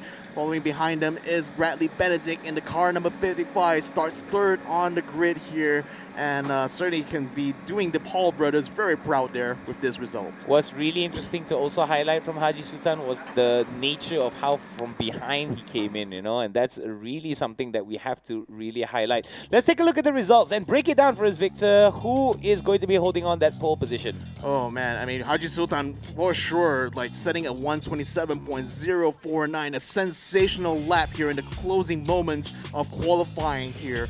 Adam Khalid, Bradley Benedict, and Sean Lee are rounding out the top 4 here, setting a 127.2, 0.3, and 0.3 respectively. Sean Lee only just slightly behind Bradley Benedict, so expect the front grid to be very, very tight indeed. The rest of the grid here mostly looks to be in the 127s to 128s. Special mention has to go here to Mirza Shami Maslan, having qualified P5 here, making a really good time of 127.4, so certainly within range of the podium if he can keep this pace come race time. Eric Young and Clement Yule will round out P6 and 7 respectively. Tarmi Tahang, Amira Haikal, and Tom Go finish up the top 10, and those are your top 10 finishers in this qualifying session. So lots of exciting stuff here, Nick. We have a lot of really interesting stuff for you guys. Kanako, Hazik Zaril, O, Datuk Ken Fu, Wan Ching Erg, Shan Muganathan Arumugan, and as well as Eddie Tan and Lim Chun Beng are going to be making up our final few grids.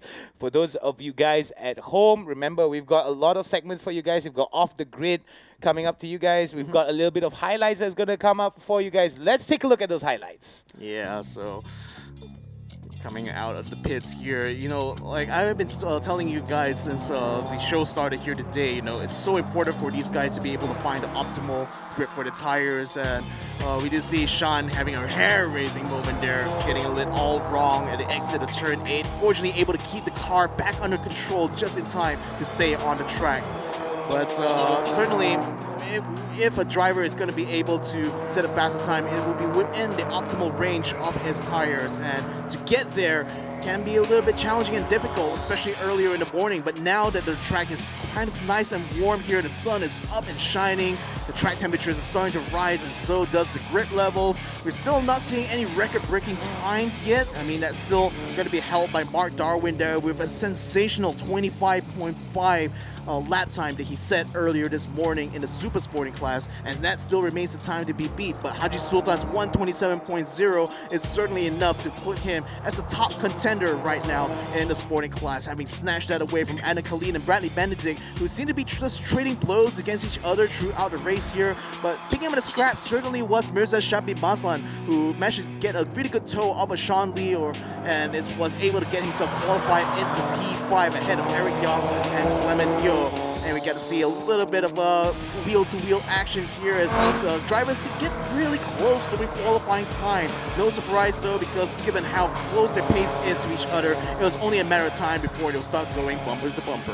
What's really important here is that Bradley Benedict, Anthony and Adam Khalid's story, their little bottle episode of their fight between themselves for positions 2 and 3 will most likely be continued in the next few races here, because considering how the top 5 looks, Haji Sultan, Adam Khalid, Bradley Benedict, Sean Lee as well as Mirza, we're going to be seeing quite an aggressive top 5 here. I'm really interested to see how the middle of the pack is going to do, whether or not names such as Tamimi Tahang as well as Amirul Haikal are able to climb up higher. Names such as Kenneth Cole that had a better run at Season 3 doesn't seem to be doing so well for this qualifying rounds. But yet again, we aren't in the race yet, so the finalized results we shall never really know until it's time for them to race against each other. But it does show indicative of their overall positions or where they are in the overall track and how they are going to affect the overall race moving forward. So we're watching like the closing moments of this qualifying session. I think this was where Haji Sultan Mustafa Sani shocked everybody on the grid here by taking P1, the closing moments of this race. What a fantastic result from Haji Sultan, the privateer here racing, and actually has a Haji in his name, so that's really, really cool.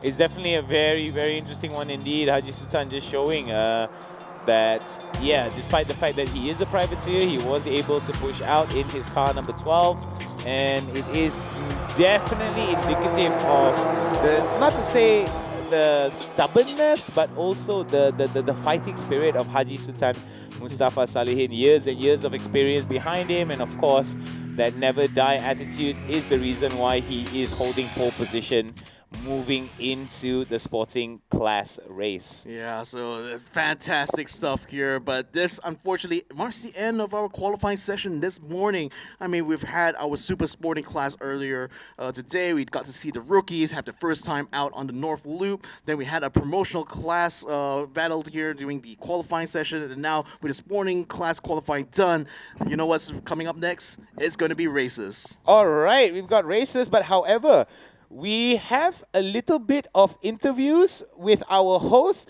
Nasruddin. So take it away, Nasruddin. We shall see you in a bit.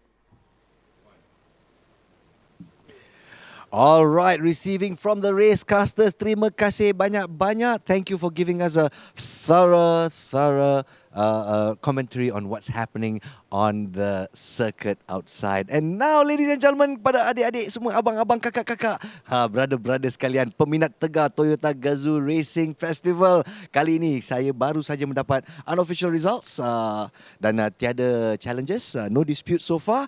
Kita akan mulakan dengan sporting class. Tahniah kepada Mark Darwin mendapat pole position. Memang Mark Darwin ni antara otai-otai yang anda semua sedang tumpukan perhatian. Dan surprise, Hayden Hackle yang menjuarai sporting class pada musim yang ketiga Toyota Gazoo Racing Festival.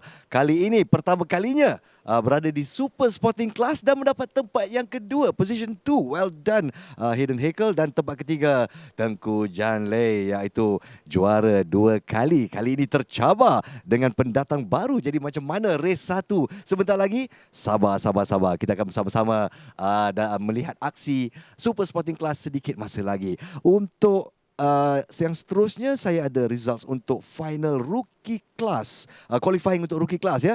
Jadi tahniah diucapkan kepada Nakib Azlan, pole position, Juan His position 2 dan Amir Haris tiba-tiba dari belakang zap mendapat position 3, dan di sini timing Nakib Azlan ya, iaitu 1 minute 26.012 seconds, lebih laju daripada mereka dari sporting class. Jadi macam mana rookies kita 20 kilo lebih ringan ya, jangan lupa. Itulah dia result untuk rookie class. Sekarang kita ke selebriti-selebriti kesayangan anda. Untuk 3 tempat yang pertama, saya kagum dengan Syukri Yahya yang juga merupakan duta Vios, Toyota Vios, mendapat catatan masa yang impresif, 1 minit 27.9 saat. Nicely done. Tempat kedua, Ziza Razak, newcomer kita, pendatang baru untuk musim keempat ini, dan Ziza Razak memang orang kata gila kereta orangnya, mendapat tempat yang kedua. Dan tempat ketiga, Akio Takeyama, Big Boss UMW Toyota Malaysia. Jadi inilah dia kedudukannya setakat ini untuk qualifying buat promotional class. Dan kelas terakhir, sporting class, saya masih belum dapat official results, tapi setakat ini yang saya tahu, Haji Sultan mendapat tempat pertama untuk sporting class. Jadi kepada peminat-peminat di luar sana, teruskan memberi sokongan kepada Flying Haji kita untuk sporting class. Dan kita akan berehat sebentar, dan sesuatu yang baru kita sajikan buat anda semua yang menonton di rumah. Kita bakal membawa satu segmen entertainment yang dinamakan TGR Off the Grid, di mana kita boleh melihat selebriti-selebriti kita. Mereka bukan saja kompetitif di lita ya, mereka juga kompetitif di atas pentas. Jadi mereka akan menjalankan pelbagai aktiviti yang sudah pastinya korang semua di luar sana takkan kering gusi lah. Jadi kalau semua dah bersedia, apa lagi kita bersama-sama dengan pengacara kita Kyle untuk TGR Off the Grid. Are you ready? Are you steady, celebrities? Mari kita lihat sama-sama TGR Off the Grid. Roll it.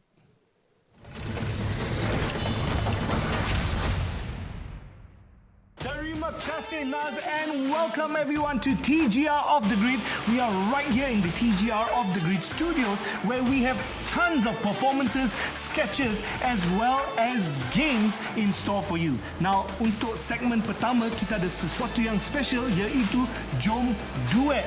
Dalam segmen ni kita akan melihat peminat-peminat berduet dengan artis kesayangan mereka, Wani Hasrita dan Kai Bahar, melalui video yang dihantar di TikTok. We had so many entries, and let's see whether you're one of the lucky ones. Jom tengok. Hello guys, jom duet TGR Off the Grid bersama saya Kai Bahar. Let's go. Kalau ku pandang kelip bintang nun jauh di sana, saya ku dengar melodi cinta yang menggema, terasa kembali gelora jiwa mudaku, kena tersentuh alunan lagu semerdu kopi dangdut, api asmara yang dahulu pernah membara, semakin hangat bagai ciuman yang pertama. Detak jantungku seakan ikut irama, kena terlena oleh pesona alunan kopi dangdut.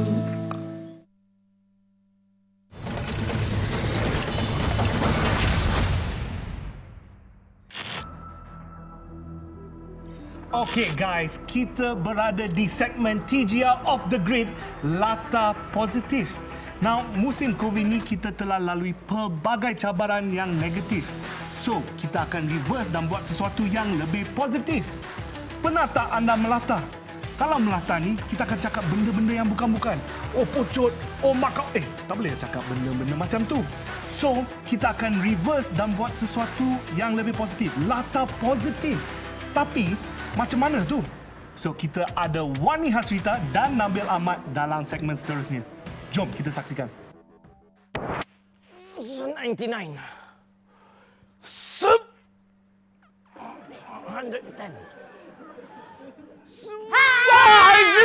Mak kau kaki kelab.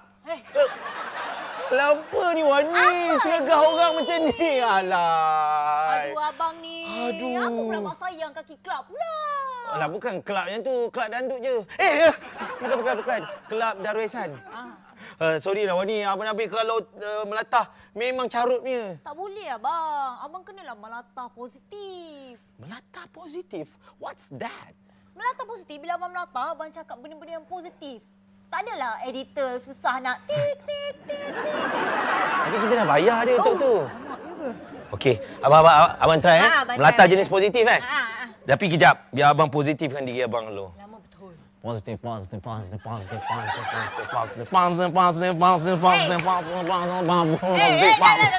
Dah habis. Zaman tu dah habis. Zaman tu dah habis. Try yang kecil-kecil.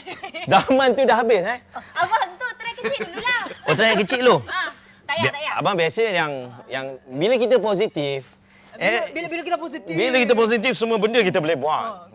Okey. Wani kena tunjuk contoh pasal Abang Nabil tak berapa nak positif sangat. Contoh Okey, cuba abang segar ni. Okey, Abang Nabil segar Wah! Wani kaya jutawan. Alhamdulillah. My God. Abang kena melatah positif macam tu. Oh, positif je? Bagus kalau positif macam ni. Abang kena melatah positif. Barulah orang kata tu, kalau abang angkat berat ni kan, mesti sampai langit. Woi, dahsyat. Okey, kalau macam tu Abang Nabil boleh cuba? Okay, Abang Nabil boleh cuba? Abang cuba pula Okey. Wani segar tau. Wani segagah dulu. Oh, try lah. Try. Okey. 1, 2, 3. Oh, macam kau Wani Hazal, kau memang penyanyi berkaliber. Ayat tu okey? Boleh. Cantik. 1, 2. Apa coba kau? Wani punya lagu tu memang sedap. Oh, angin mengirimkan yang insan airku. Wow, lagu tu memang sedap Wani. Okey lah. Boleh lah. Positif tak? Positif lah, walaupun salah lirik kan, tapi orang ni Lagu lama. Lagu lama. Boleh lah. Tapi Abang Nabil rasa dah makin positif. Kan? My God, tak sangka lah. Betul, lepas ni kalau abang angkat ni, mesti abang boleh angkat sampai dagu abang. Boleh terperanjat kan Abang Nabil? Abang Nabil akan melatah yang paling positif sekali. Okey. Kita try 1, 2. Macam kau, Malaysia truly Asia. Wow. Cintakan negara betul. Cintakan negara kan? Okey. Okey, lagi sekali. Macam kau, Toyota Vios is the best. Wow. Tak sangkanya. Bila dah positifnya, everything positif, right? Betul. Lagi sekali. Yes. Oh, Nabi Ahmad kau memang handsome. 1, 2, 3. Oh, Nabi Ahmad tak lama lagi kau kaya. 1, 2, 3. Oh, macam kau, Nabi Ahmad kau adalah juara TGR Racing 2022. Ni tak boleh lah. Ni tak boleh lah. Kenapa tak boleh pula? Next nama Wani pula. Okey, boleh? 1, 2, 3. Oh, macam Wani pun nak jadi juara juga. Macam mana boleh juara ada dua? Boleh lah bang. Tapi tengok, bila dah positif, begitu je abang angkat ni. Nampak? Nampak tak? Kan positif tu menunjukkan... menunjukkan apa abang? Menunjukkan yang kita menunjuk-nunjuk. Tak adalah. Kalau kita positif, semua benda jadi senang. Betul. Dan ringan. Yes. Rasa dah boleh out kot. 15 kg ni bang. Lama-lama pun berat juga ni. Out. Stay positive guys. Stay positive. Wow, itulah dia latar positif daripada Wani dan juga Nabil. Daripada tu kan, I rasa diri I ni lebih positif and I hope you too. Okey penonton semua, itulah dia segmen TGR Off the Grid Latar Positif. Stay tuned for more exciting things coming your way right after this.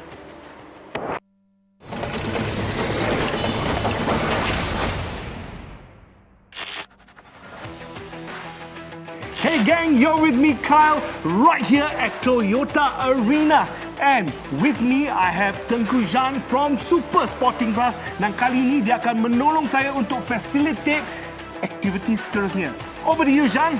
Salam semua, nama saya Tengku Jean. Saya pelumba di Super Sporting kategori. So, hari ini kita ada dua tim. So, tim A, Putra, Troy, Nakib. Dan tim B, kita ada Amir, Mika dan Juan. Game ni dipanggil Bottle Flip. Senang je. All you have to do is flip the bottle and make it stand up. Nampak tak cone kat atas meja tu? Each time you flip the bottle correctly, the cone will move one circle closer to you. Tim mana yang membawa cone ni ke ujung adalah pemenang. Are you ready guys? Yeah. 3, 2, 1, go! Oh.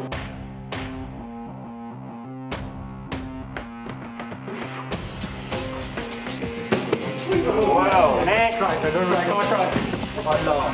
Yeah! Oh!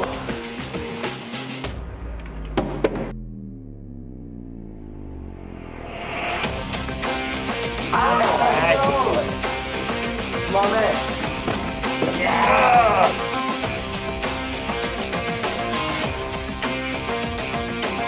Back to center. Nice. One more to go. Come on, guys. Oh.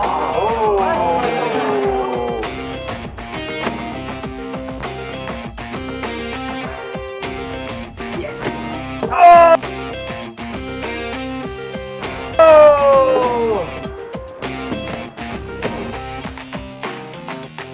Yeah. Back to center.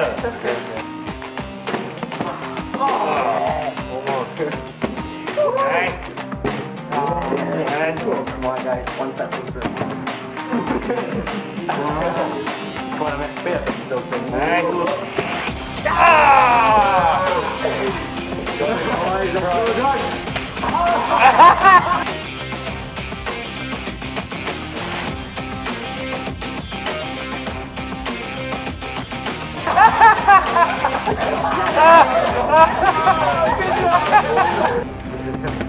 Okay, next. Nice. Eh, jangan. Okay lah.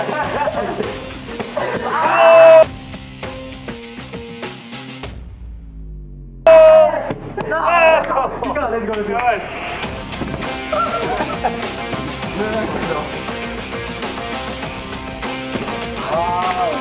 Oh my God. Come on. Hey, come on. Let's go. Come on, guys. Nice. One more to go.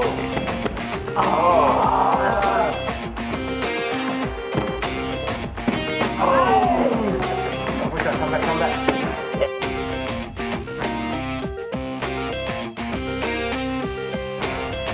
Let's go. Yeah. Oh, man. That's a good one. Okay. Ya Allah.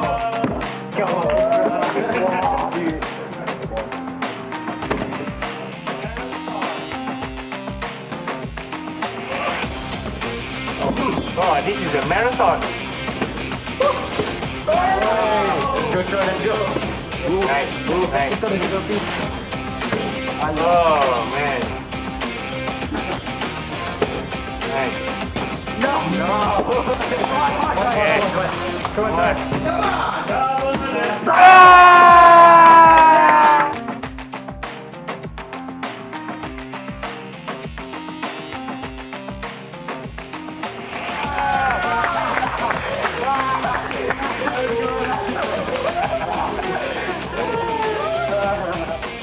And the result is clear. Pemenang dia adalah Team B.